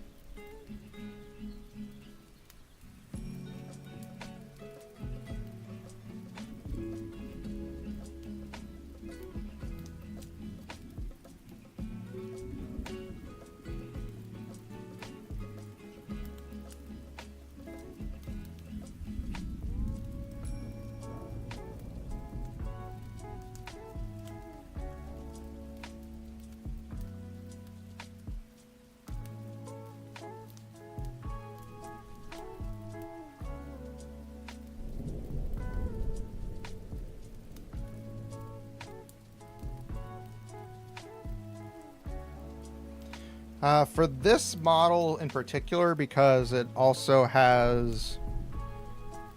You can't see it, but I've got a fox attached to me. A little fox that I can sit on.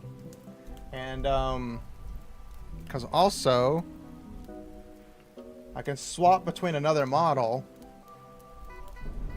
This model in particular costed about 7,200 USD. And then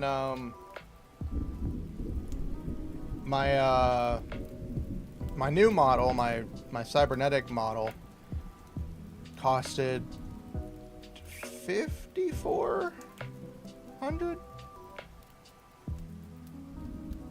It was mainly all the extra toggles I had on that one that costed a bit more. So if I hadn't had all those extra toggles, I would have been okay. But of course, that also depends on the artist you commission as well. And again, this was saved up over time. It's not like, oh yeah, I had $72,000 I could spend whenever I wanted. There you go. No, I had to take time to save up for that. And same for the new model. It took almost a whole year to save up for that.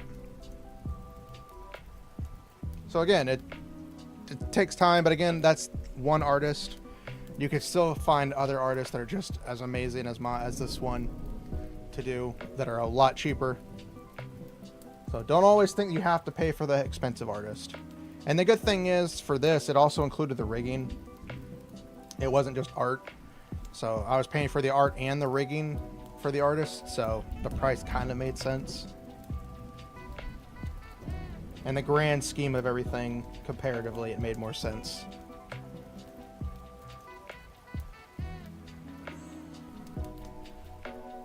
Oh man, my stomach.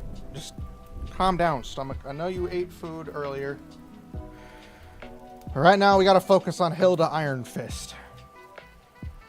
No plagiarism. No play on her name at all. Her background. The background for our young... Well, not really young. Well, technically young. She's a goblin. They live for like 100 and something years. So, she's not young, but she's young. Either way, doesn't matter. Background. A goblin.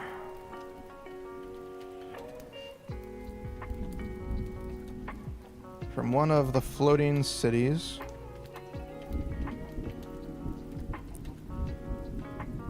That has always had the fact that I don't have the... Hold on. I just realized something. The Be Right Back was still on the screen.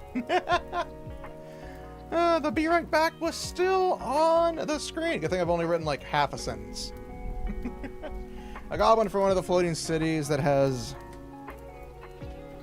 always had a fascination... Spell that correctly. With machines and wanting to take them apart.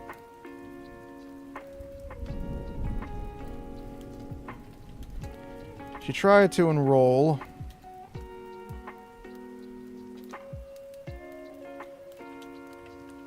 in school, but since... No, hold on. After failing to get into school,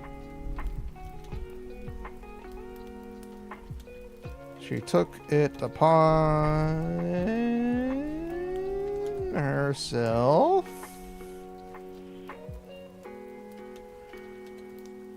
to get hands-on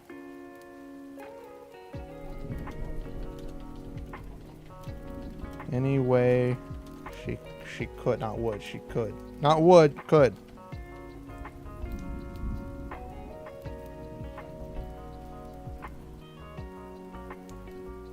Well, you can afford models. It's just finding the right artist in your price range.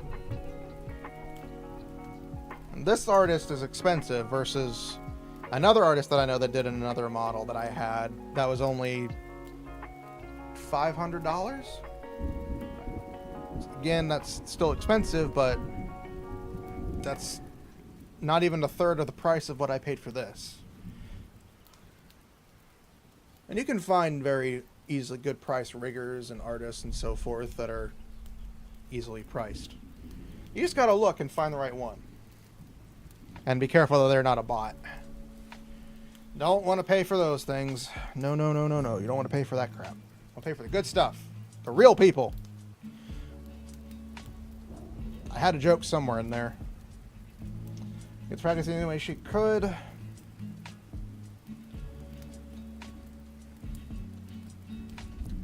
After many years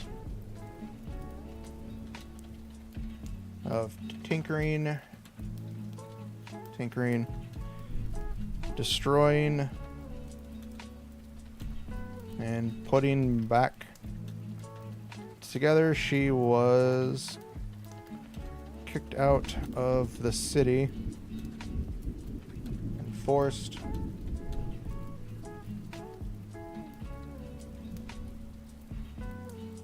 she was exiled from the city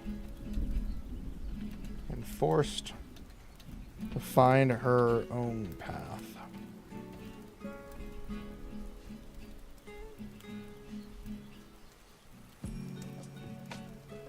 Sorry.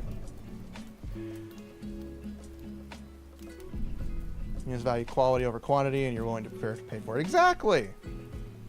I don't want quantity. I want quality. And if I gotta put a little bit of money away to save up for it, I'll do it. The artist was very good and very kind in letting me pay for it the way I did. Some artists prefer you to pay up front, or split it or so forth, but the artist that I worked with was very kind in letting me do multiple payments over 7 months. Of course, I was putting more money away than I probably should have, and kind of screwed myself over in a little bit of aspects, but I handled it.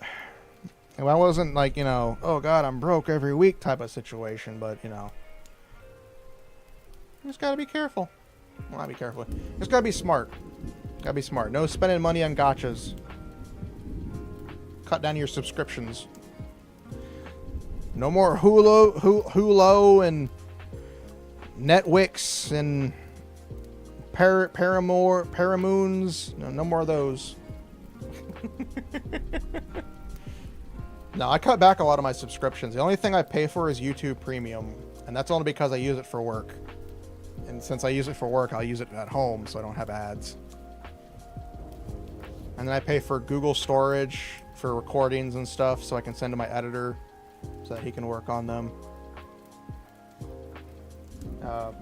PlayStation as well, so I can play online with my friend.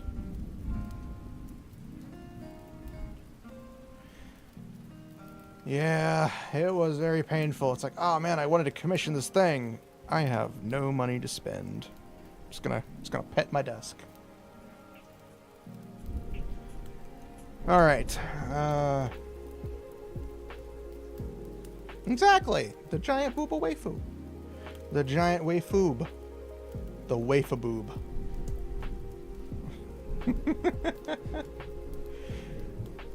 Okay, so let's see. She was exiled. Spent time wandering and avoiding nightmares until she came across a cave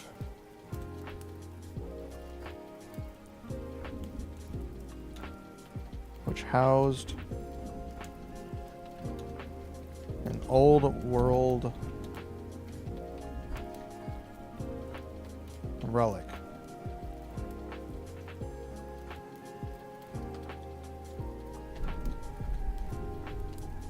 She has since spent her days repairing the relic, and traveling to nearby outposts for supplies. There we go. It's not the best laid back story. Ow! Son of a bitch! Son of a bear! How dare you, Proto Bear? How dare you throw things at me? You know how rude that is? Not really rude, but it's rude. Her strengths. Mathematics. I cannot spell mathematics. Asthmatics. Her strength is asthmatics. No, it's mathematics. Mathematic.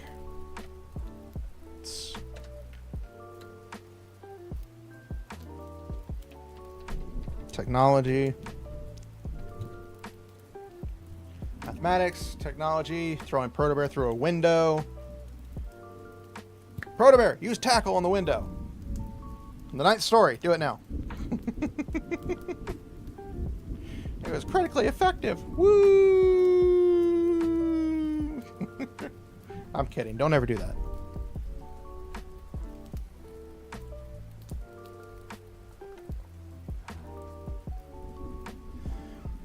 Mathematics, technology. Let's see, what other strengths does she have? Her weakness, very similar to Leon. Her height.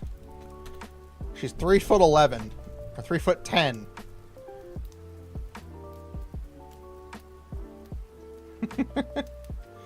Everybody always says I have a pretty funny laugh. Until I bring out the big guns and I make them... I was about to say smash. So I make... Well, you know, smash does work. And I make you smile. Bam! Look at that donut sizzle. What else? Every time I hear bam, I think of that... I think of the Futurama guy. The cook.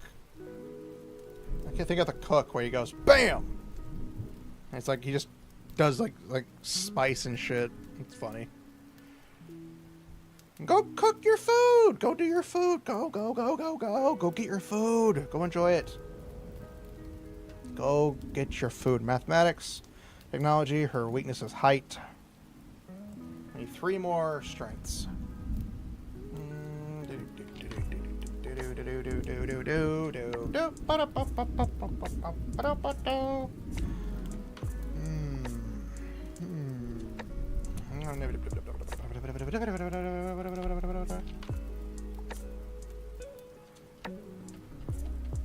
Handicraft.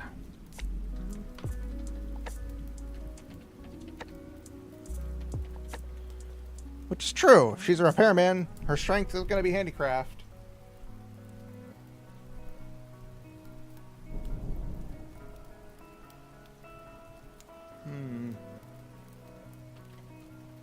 Moderate mist tolerance.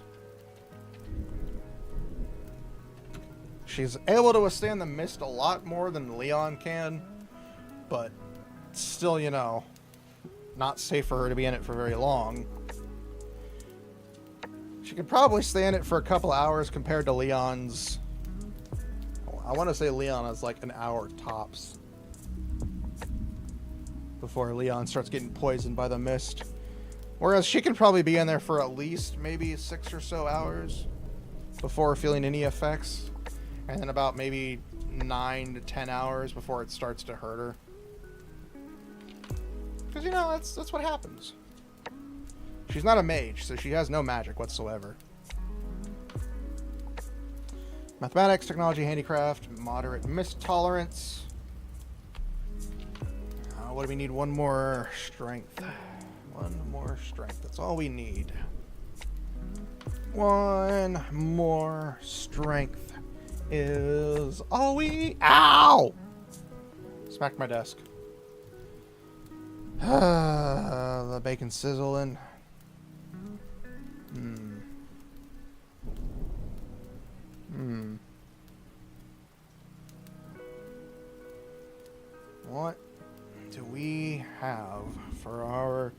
5th strength.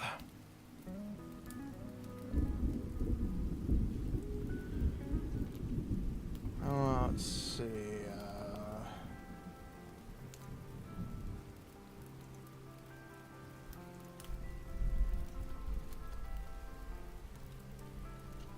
Old world tech.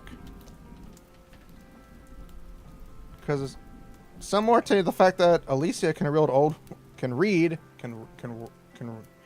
I am overthinking things today. Can read old world books, or likes to read old world technology, old world books. Old world tech is on a completely different level than today's in-world technology, so she has an understanding of that. So that's one of her strengths.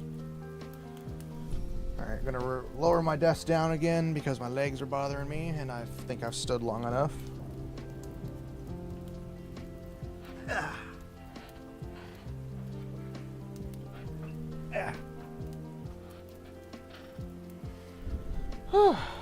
There we go. There we go.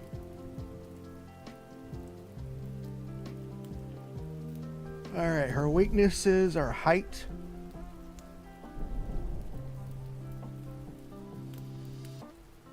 Height, what else?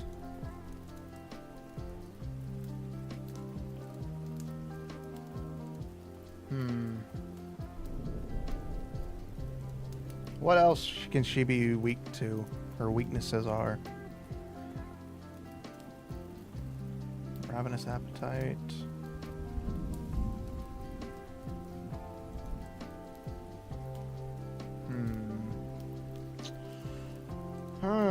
What can we add?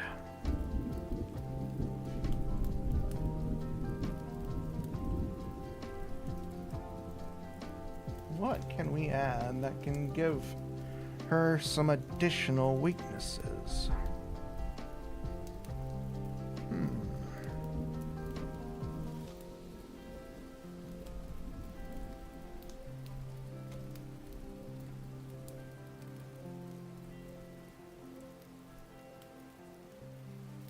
Oh, I've already thought of one because I already said it. Where the hell did you come from? There's like a sticker on my desk for some reason. I have no idea where it came from. Did it come from my keyboard? No? Where the hell did that sticker come from? It's a little circular sticker. I don't know where it could have... I'm very confused. I'm like actually confused. I don't know where that sticker could have come from.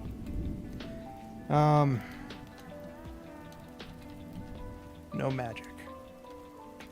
She cannot use magic. She cannot interact with magical stuff. But she can interact with the magical stuff, like, you know, if it makes any sense. She can interact with, like, spells and stuff, but she can't actually cast spells. So she's a no magic goblin, which is pretty common for in-world. In-world goblins don't really use magic. So, you know, she's not special, but shelter in.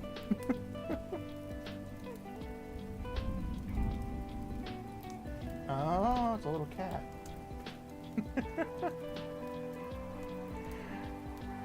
Yeah, she can't use magic. Let's see, one more weakness.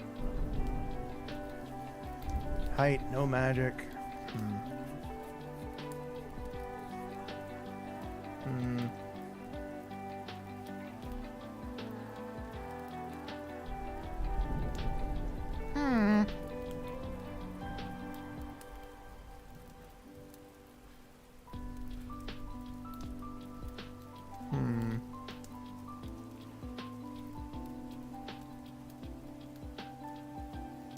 That's a lot harder than I thought it would be. I keep thinking that too. Like, I keep thinking like it'd be easier.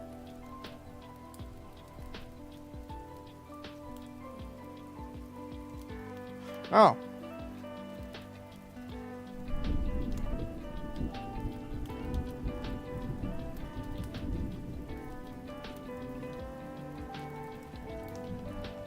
Glasses.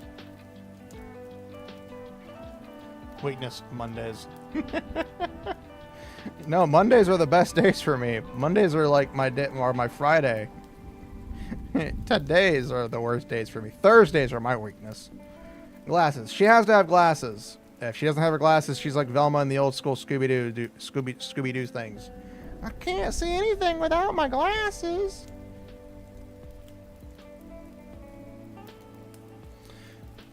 So, actually, we'll make her nearsighted.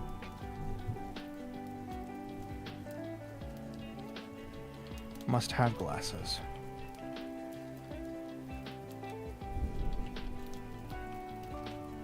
There we go. She's nearsighted. So she must have her glasses. If she doesn't have her glasses on, she can't see shit. And, again, we won't have any hijinks where she loses her glasses and there's just a monster staring at her going, you know what, instead of just killing this fool, I'm going to stare at them, let them get their glasses, and run away from me. And comedic hijinks will ensue. Sadly, it's not that kind of world, kid.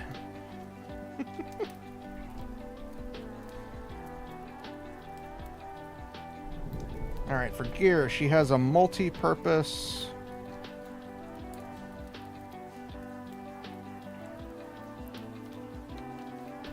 mechanical right arm. Has numerous attachments.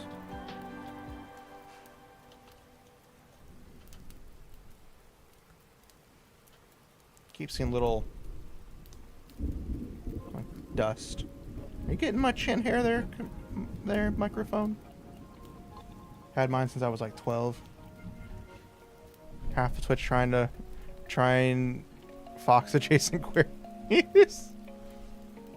Oh, welcome back. Setsuna Fox, always here for 3 years now. I was thinking of changing it, but at the same time, I'm like, I'm so lazy, I don't want to change it. So we just keep it.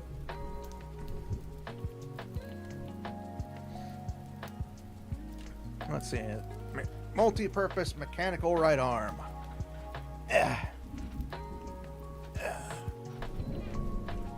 Gamer eyes. Had mine since I was like 12. I don't remember when I had to get glasses. It's been so long since I can't remember. I think I was older than 10, maybe. I don't remember. It's either before I was 10 or after I was 10. I don't think I'll be able to stream for 3 more hours, but I will stream for a couple more hours. I will do that. Go enjoy yourself.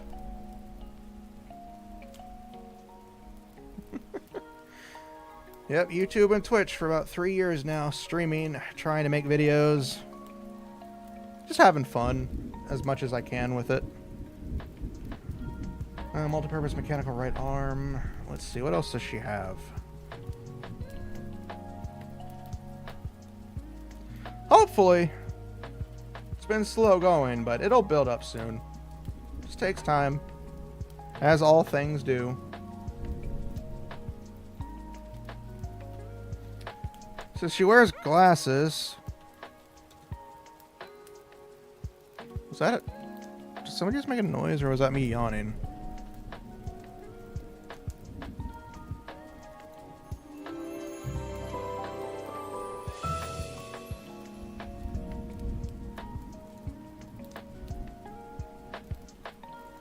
Sorry.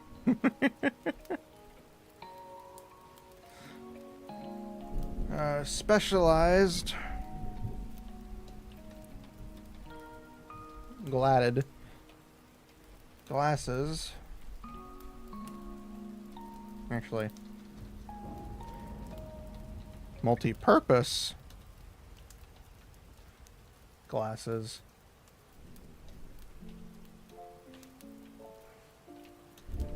Has different settings for numerous uses. She's a multi-purpose kind of person. She's a multi-purpose kind of girl. Got a multi-purpose arm, multi-purpose glasses, multi-purpose shotgun.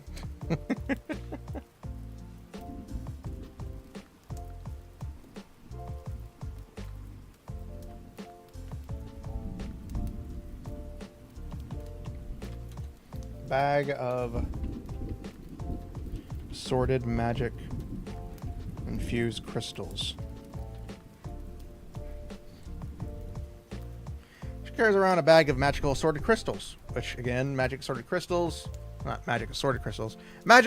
help create barriers against the mist and against the nightmares, and it can only do it if they are infused with magic. If they are not infused with magic or drained, they just don't work. Again, she doesn't have much. She's not a fighter in any way. She's not a fighter. She's not meant to fight.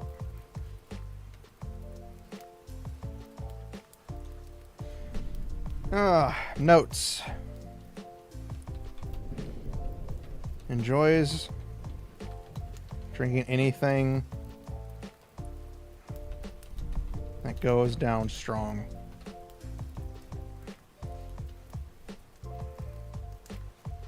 Drinking anything no,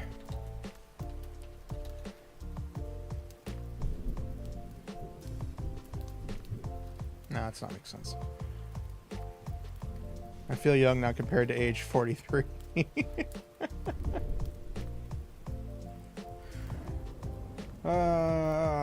Enjoys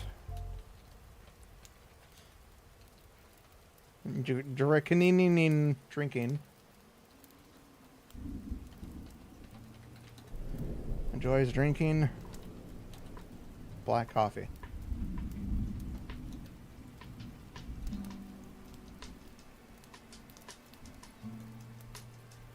Just makes some black coffee and has a go at it. She doesn't give two craps. Enjoys drinking black coffee. Let's see.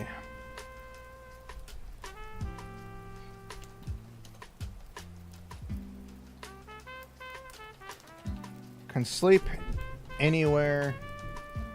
Hold on. Prefers sleeping next to loud machinery.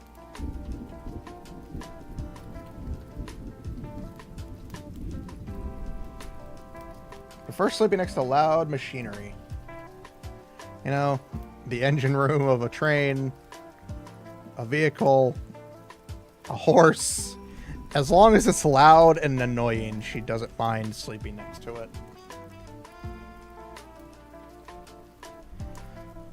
Enjoys bringing a black coffee, prefers sleeping next to loud machinery.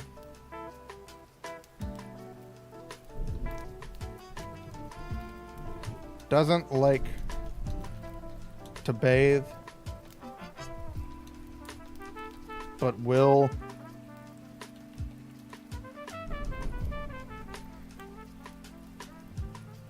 when she can smell herself.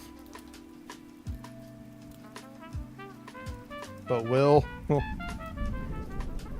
when needed. She doesn't like to, but she will. That's the difference. She's not going to do it on purpose. She just finds it boring and doesn't like to, because that takes away from her mechanical time. So she doesn't do that. She doesn't like doing that. But she will, because she understands that, you know, if you smell, you smell, and death is not a good way to go.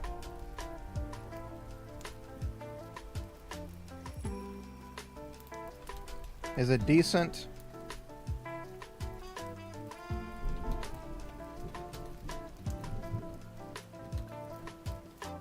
cook. She is a decent cook. She will clean herself when she cooks, so she does understand hygiene. She does understand, you know, germs. She's just lazy.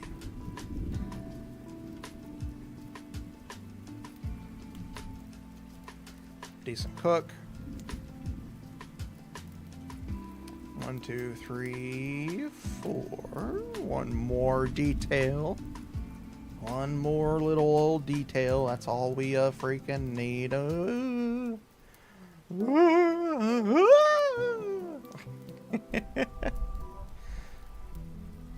Love myself a cooking.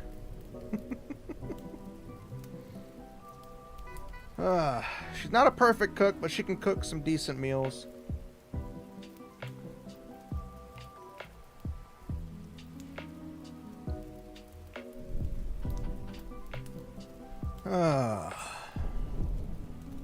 Let's see. One more detail. One more note.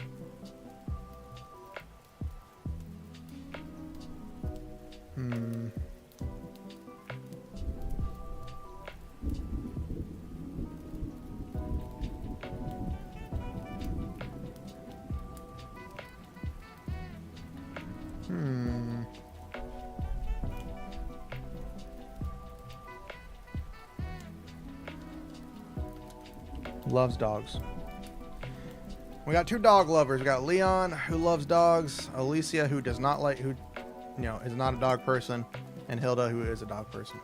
So there we go. 5 details for our character. So we have 3 characters so far. We got 1 more character to work on today.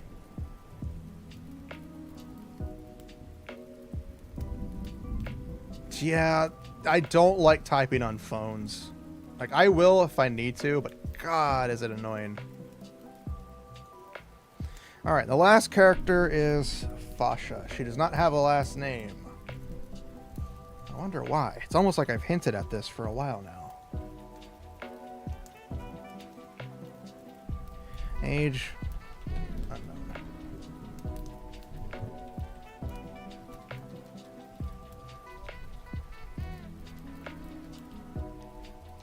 Female. Lycanthrope.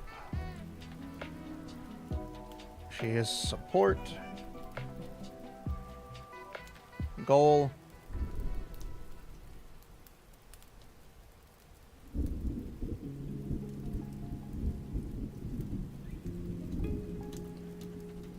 To be happy. Height. She is 5 foot 5 inches. Hair color.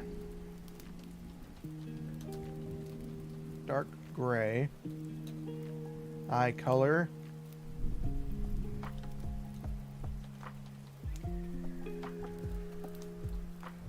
Not brown. It was a different color.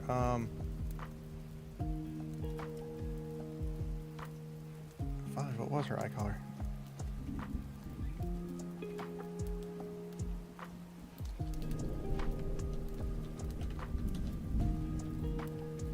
Crimson red eye color. Special traits. Wolf-like ears and tail.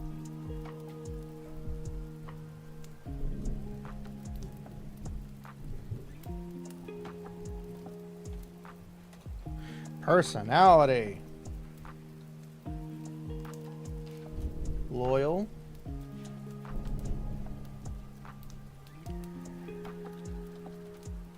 Friendly.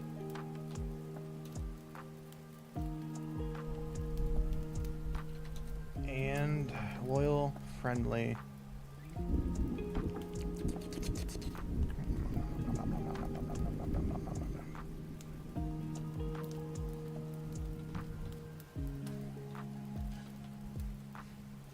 I did not spell that correctly at all. Does it?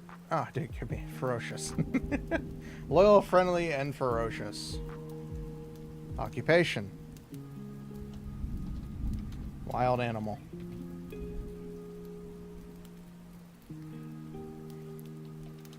And loyal. Guardsman.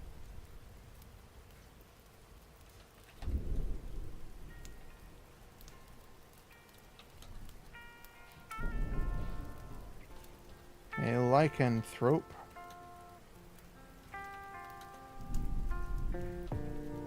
That wandered into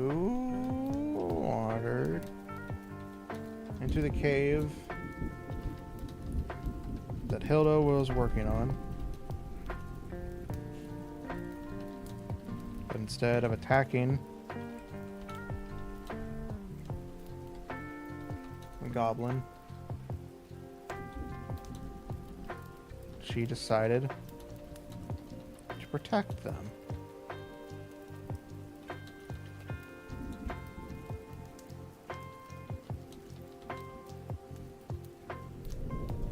She has since stayed with Hilda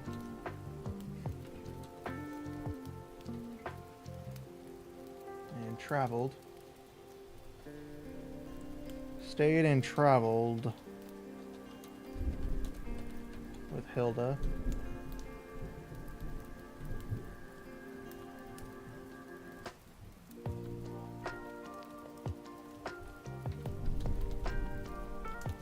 Is until she meets Leon that her true form will get revealed.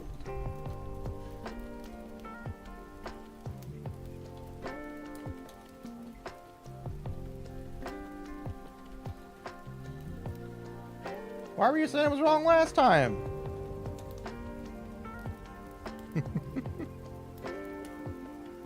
Doggies do be vibing.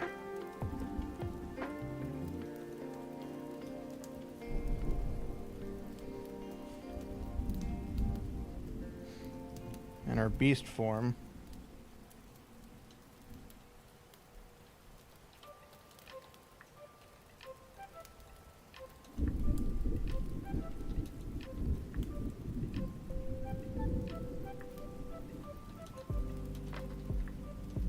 Her beast form is 7 foot tall on all fours.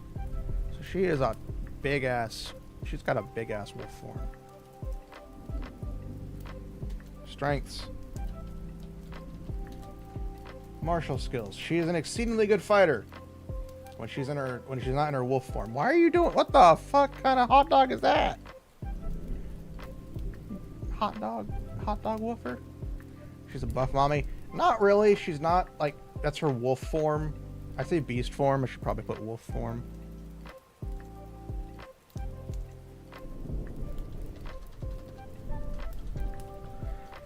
Her wolf form is 7 foot tall.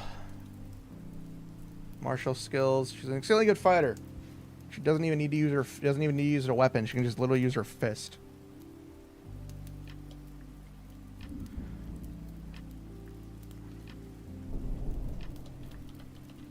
Heightened senses.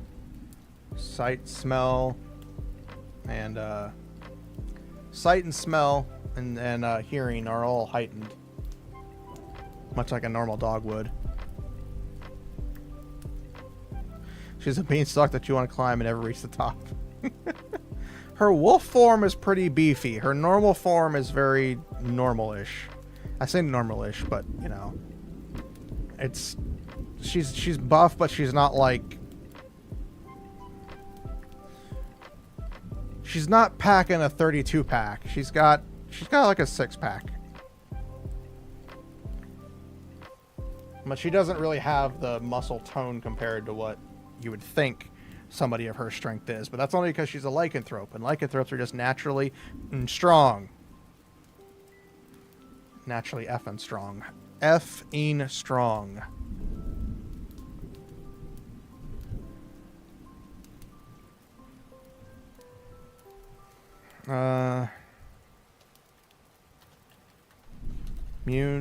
Mist immunity.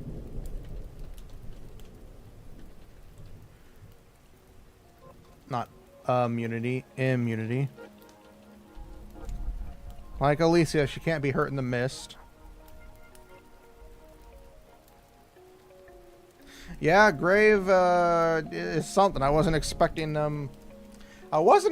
Grave to be a researcher who is normally petite, and then all of a sudden she's just this mass-produced ripped-ass Nikkei. Not complaining. Not complaining at all, but still, it's kind of funny. Martial skills, heightened senses, mist immunity.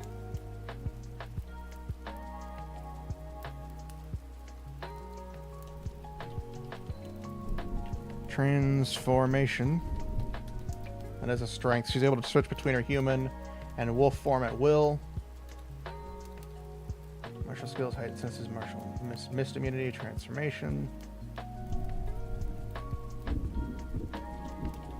night vision. She can literally see in the dark, so if she sat on you, it'd be like you died. Yes, in her beast form, if she sat on you, you could probably die. And again, I don't know why you would let her sit on you. Her weaknesses...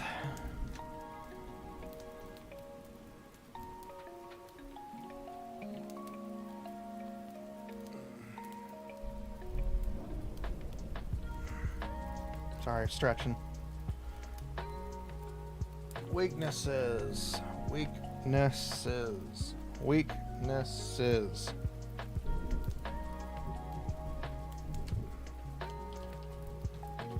Sharp. Slash. High-pitched sounds. Much like a normal dog, you know. Sharp sounds and high-pitched sounds don't do good with them. Dancing hot dog, enough said. I don't think you understand what that implies.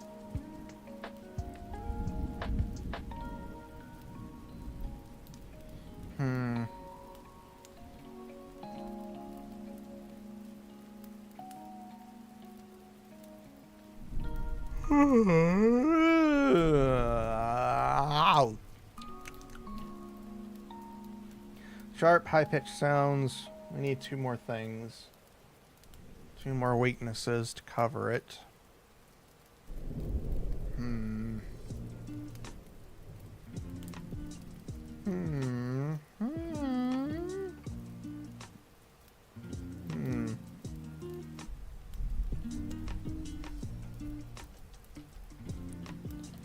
Laziness. She's a dog. She's part dog, so... I am sleepy only because I ate a lot of food before stream. I will admit that. What are you doing, Proto? You always do that. The two hands and the picture in the middle. I don't know what that means. You think I know what that means? I don't even know what I mean.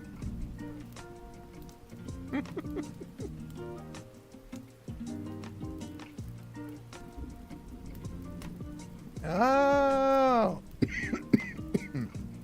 Excuse me. Grab some water real quick.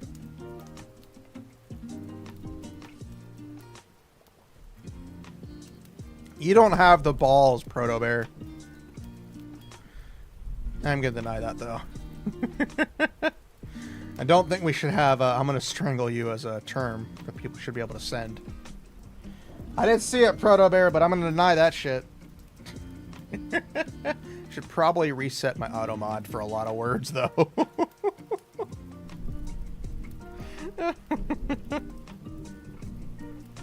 We've allowed some dangerous words in this chat. Nothing bad, mind you. It's just, you know. Don't think we should have threats to the streamer, Proto Bear. Nah. I know you're only joking. I know you're only joking. You would never try to strangle me in Power World. Or any game that has co-op. No, Proto Bear is my friend. He was just pretend threatening me with a good time. Sharp high-pitched noises, laziness.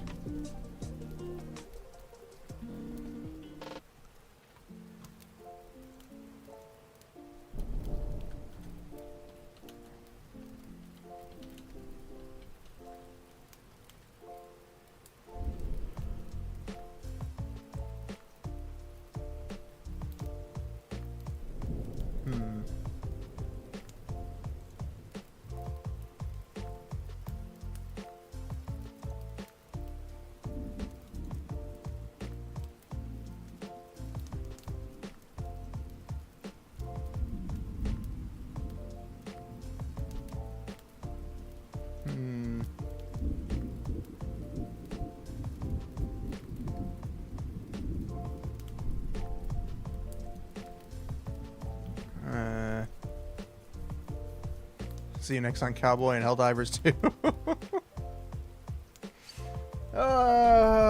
Maybe.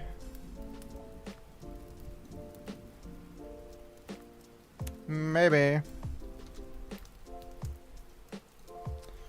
trying to think of the last thing.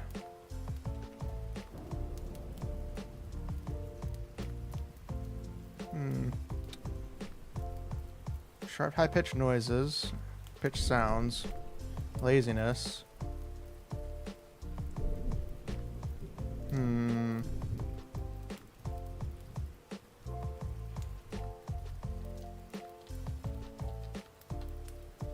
Directionally.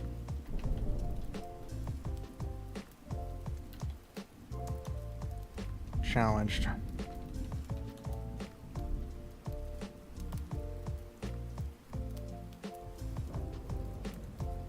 Directionality? No.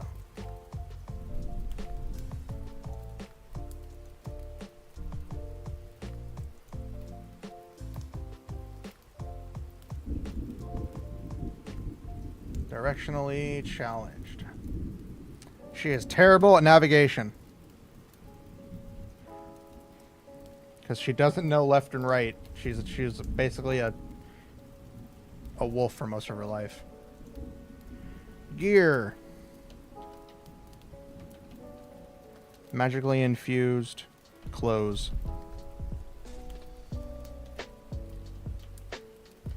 Stays on after transformations.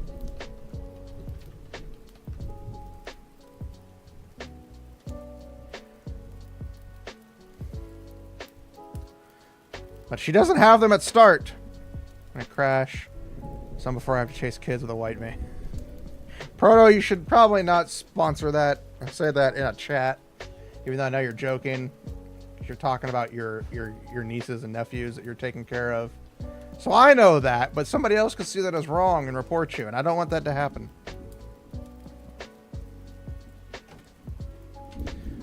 Magically includes infused clothes, stays on after transformations.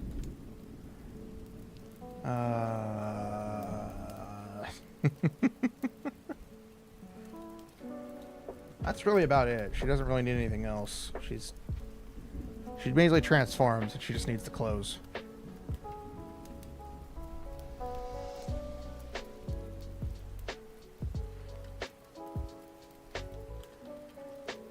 Likes drinking most anything,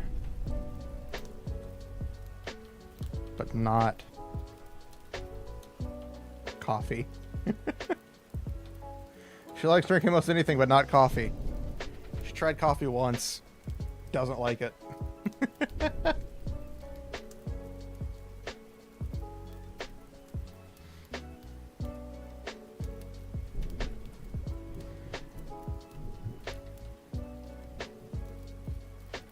Prefers being in her wolf form. She likes being in her wolf form more than she does her regular form, or her human form. So, prefers being in her wolf form.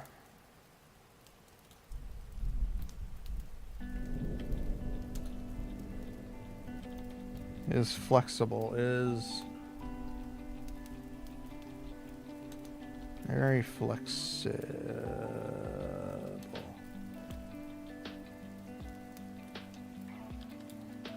In both forms. Of course, she's more flexible in her wolf form, amazingly enough. Very flexible, prefers being in her wolf form, likes to drink most anything but coffee. It's time to go do your stuff. It's time to go to bed. To bed you go. To bed you go. I will smack you with a frying pan. You have too much fun over there, Proto Bear. Alright, so we got 3 things, 2 more things. 2 more notes for our character.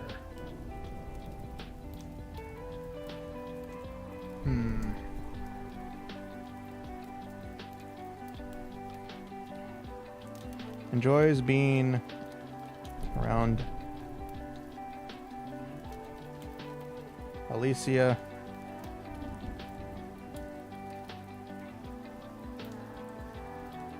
Likes being around Alicia. That's a naughty bear indeed. He is. And go sleep. Go pass out now, bear. Before I give you the old 1, 2, pop, poo. I don't know. There's words.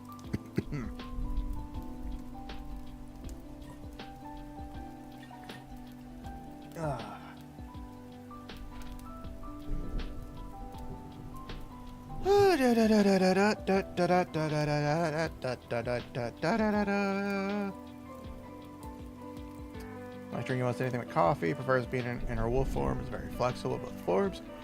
Enjoys being around Alicia. And we need one more fact. One more note, not fact. One more note.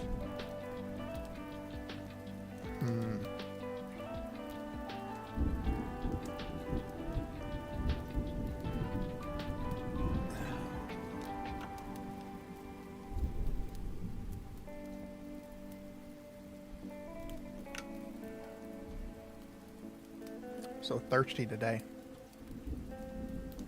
Of course, I'm also talking, and I feel like I'm on fire. I'm not. I don't feel like I'm on fire. I'm just making excuses. Let's see.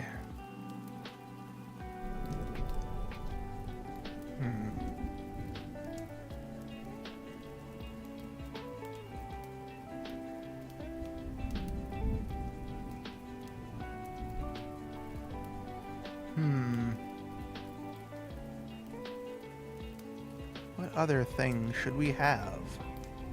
We need one more. We need one more note. We need 5 notes for everybody. I don't care what it makes, if it makes any sense or not. It will make sense because it's stuff that the character does and will do. Like, I have it in my brain, but trying to think of one little factoid just to put on the thing is what's confusing.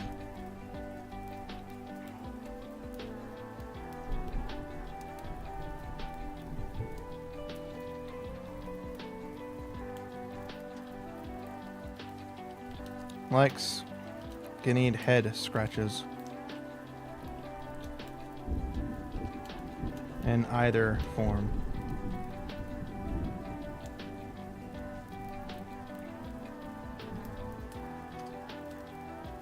There we go.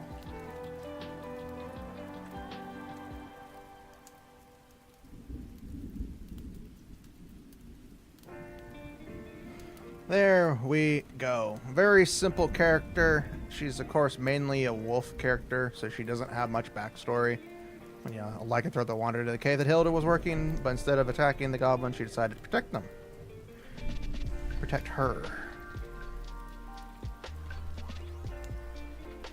She has to stay to travel with Hilda. It isn't until she meets Leon that her true form will get revealed. Thank God I still have a whole day. You mean non-stop Nut November? Oh, I love that day. It's just non-stop nuts. Left and right, left and right, right and left, middle, down the center, curved, pitchfork. Oh, love it. Non-stop Nut November. It's perfect. I tried doing no Nut November, but I actually got so frustrated that I yelled at a friend once. So I was like, you know what? No, I'm not gonna care about that. I'm gonna do what I want. Let's add some new notes real quick. New text.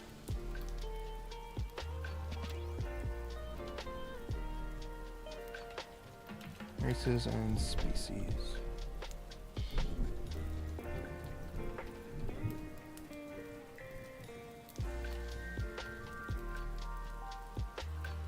Species/races, notes and scribbles.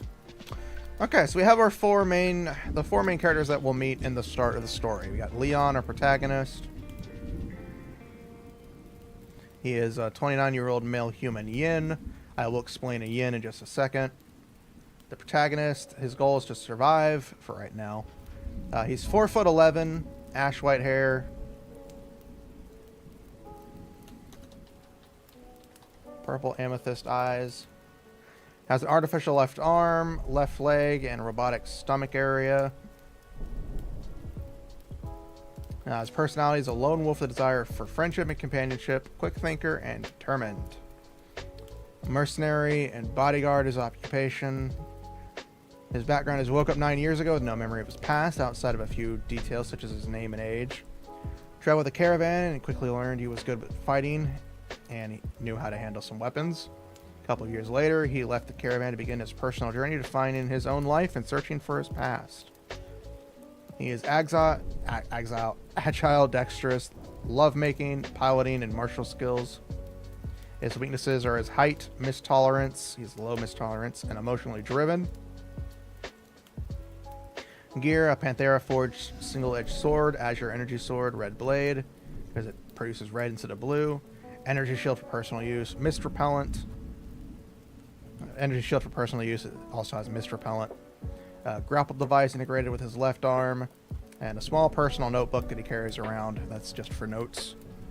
Notes: likes to drink chocolate milk, likes taking relaxing spa baths when visiting the floating cities, loves dogs, enjoys reading old world books, and doesn't like eating vegetables. No vegetables here. Of course, you have Alicia, our 119-year-old female Vulpin. She's the heroine of the story. Her goal is to carry out the orders of the Mages Guild, for now. Of course, these things will change as the story progresses. Her height is 5'4". She has scarlet red hair, jade green eyes. Special traits: Eye of the Magus, 7 foxtails, and corruption marks on her left arm. Basically, again, corruption marks are just too much mana in the body that can't take it and tries to find a way out, causing the marks. They're not really corruption, but people call it corruption. It's just go with it. Her personality is gentle, kind-hearted, and timid. Her occupation is a traveling mage. Her background is a Vulpin, child born with the eyes of a Magus to a small family. She was quickly taken into the Mage Guild and raised in accordance with Magus law. She spent the majority of her life inside the city, practicing magic per the customs of the guild. After many years of failed tests and exams, she finally passed and was given a proper license to use magic in the outside world. A few years later, she was given a clearance to begin traveling to other cities and towns. Her strengths are high magic aptitude, which is basically just a massive mana pool. She is immune to the mist effects, which means she can be in the mist for days, weeks, and months without feeling any negative effects whatsoever, except for, evisceration by nightmares. Old world knowledge. She's very knowledgeable of the old world. Speed casting, and she is naturally warm. She gives off excess body heat. She's always basically a mini space heater. Her weaknesses: she's easily scared, long incantations, and a ravenous appetite. The gear she has is a guild-issued mage staff, emergency magic pills for mana sickness / low mana, ready to infuse magic crystals, and summoning talismans used for a variety of purposes. Notes: she enjoys drinking tea with friends, likes to soak in mana baths, water infused with magic properties. She's a terrible cook, likes taking care of her hair and tails, and is not a dog person, oddly enough. And of course, we already have Hilda, who we've already seen since we wrote her just a little bit ago, and Fasha, who again, of course, we just finished. So, species and races is pretty simple.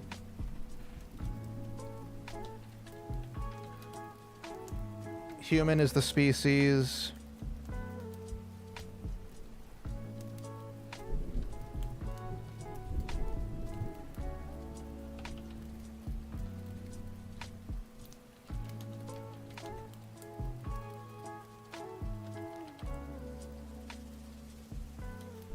Basic individuals.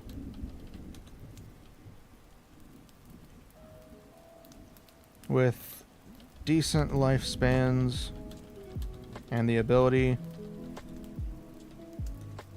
to procreate at a high level. Most humans are able to use magic.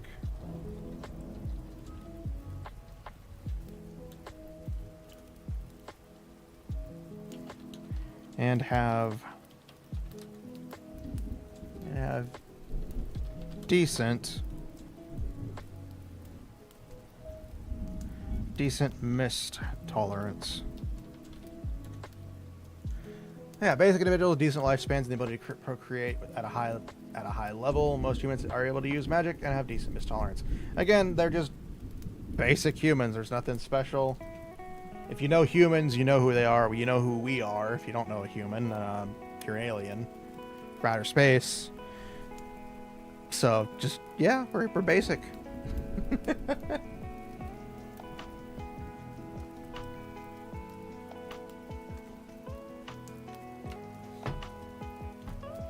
I don't want to go too deep into that character, but we are going to, at a bullet point, yin,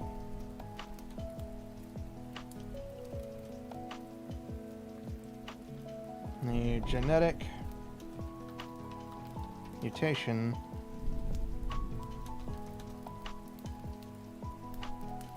of the human species that results in the child being born a male, but physically developing as a female.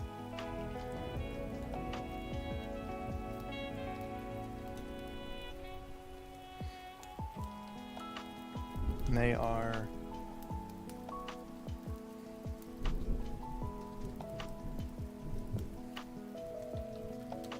have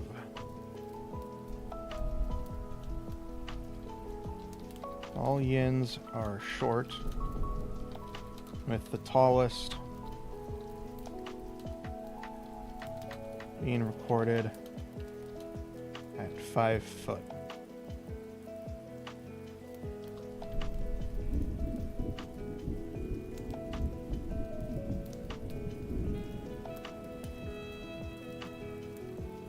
You can also support me on Streamloots if you would like to. You can go there, purchase card packs, and make me do random schniz and stuff and things to torture me if you would like. Or you can support me here through lurking and chatting. Either way works for me. Whichever is easier for you to do so. Do it. Do it the only way you know how. I don't know how you do it, but you do it.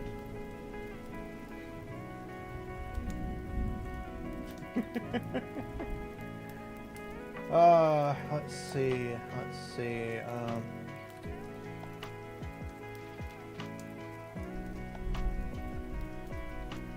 Yeah, that's basically what a yin is. A genetic mutation of a human species that result in the child being born a male, but physically developing as a female.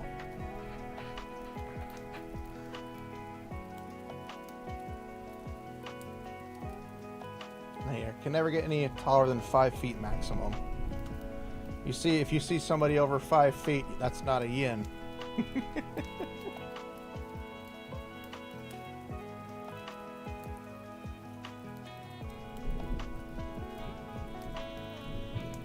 Yin slash yang.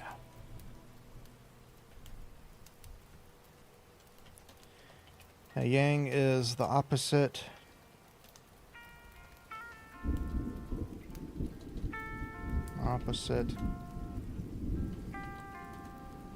with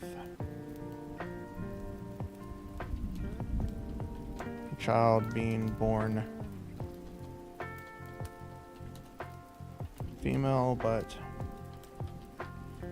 developing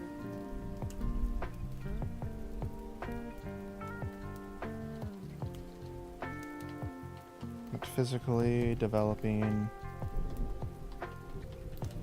as a male. Yangs can be up to 6 feet in height. I don't know why I'm having the height thing there. I know it's a little doesn't really make any sense, but it does for me. Just go with it. So yeah, that's what a yin and a yang are. Yins are males who develop female attributes, and yangs are opposite, with females developing male attributes from pretty much at birth.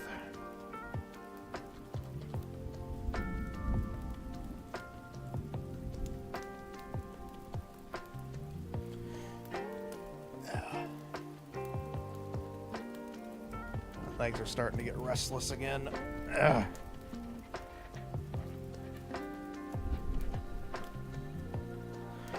Raise my desk because my legs are being restless today. They're being restless now.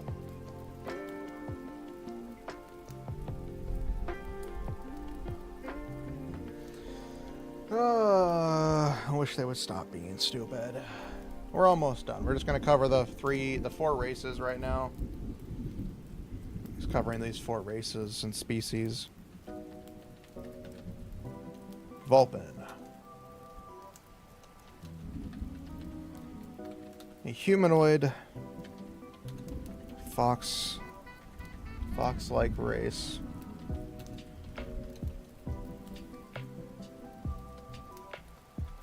Fox-like species that looks more human with fox-like attributes.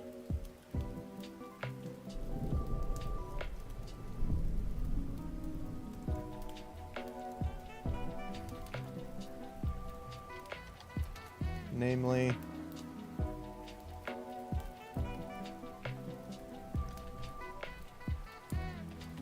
their ears and tails. Very few Vulpin have more than one tail, but all Vulpin are able to use magic.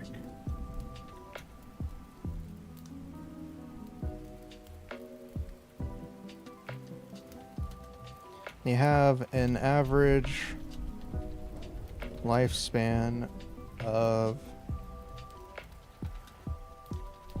around 500 years.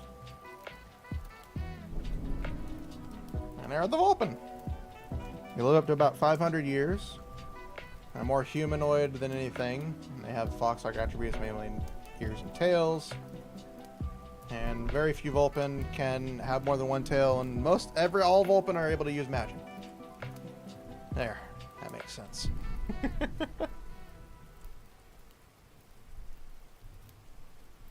Makes sense to me, gosh darn it. Again, these are just quick overviews of the species.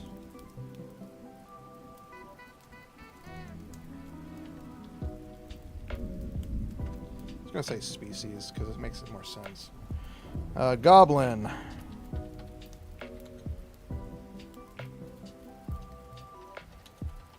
The smallest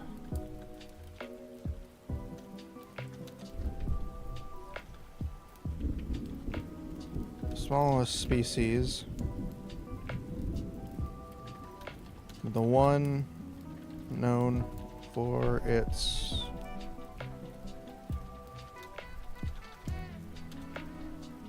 ingenuity and ability to adapt.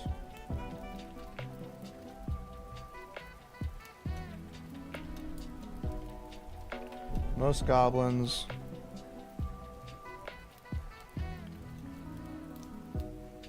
are mechanics,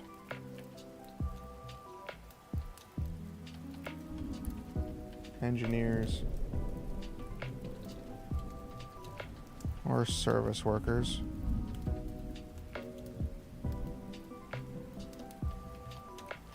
They almost always have a desire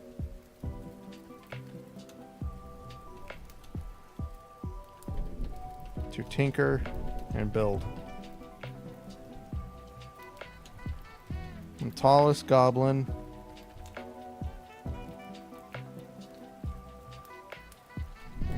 talk about the height. We won't even talk about height. Humans are the only ones that need the height for the yin and yang.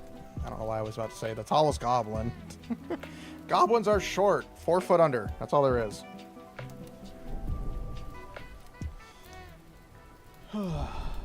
I just now forgot what I was about to write. I literally forgot what I was about to write.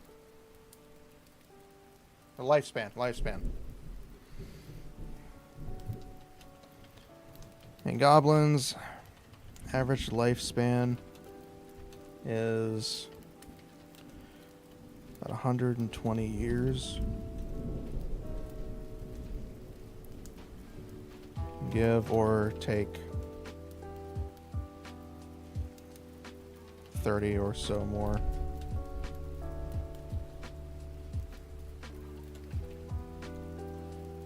About 120, 150 years is the average lifespan of a goblin. Humans have the usual 100 years. That's just how it works. Fantasy, humans suck. I'm just kidding. Yeah, no, we usually do. Goblin, small species, but one of them known for its ingenuity, the ability to adapt. Most goblins are mechanics, engineers, and service workers. They almost always have a desire to tinker or build. A goblin's average lifespan is 120 to 30 or so more years. We are on an ad break. So stretch, get up and move, go to Pound Town. You do you, I won't judge. I will secretly judge you, just know that. But I won't tell it out loud. But I will judge you in the sense of the words that are coming out of somebody else's mouth. Know the rules! If there are rules. To know. Yeah! Oh, I'm sweating so much.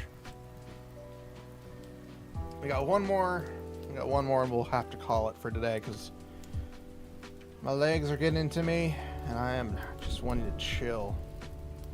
Probably shouldn't have eaten all that food before stream, so that was my fault. Lycanthropes. Lycanthrope. A special species.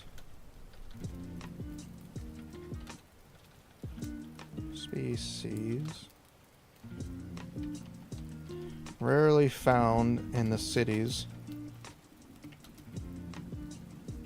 and almost always found in the wilds.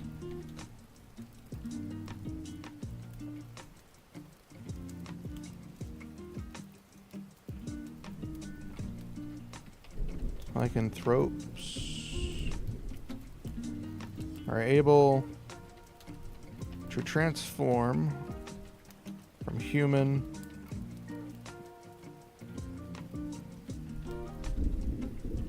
from their human form to their wolf form at will.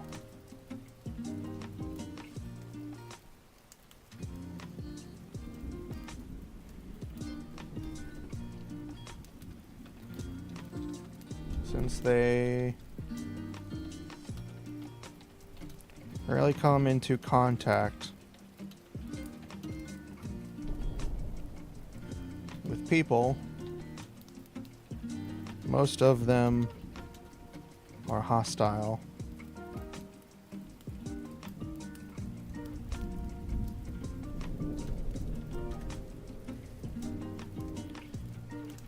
One known fact is that while in their wolf state, nightmares will not attack them.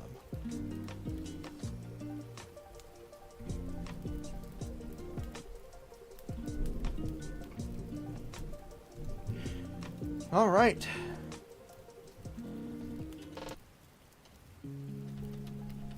An average lifespan of a lycanthrope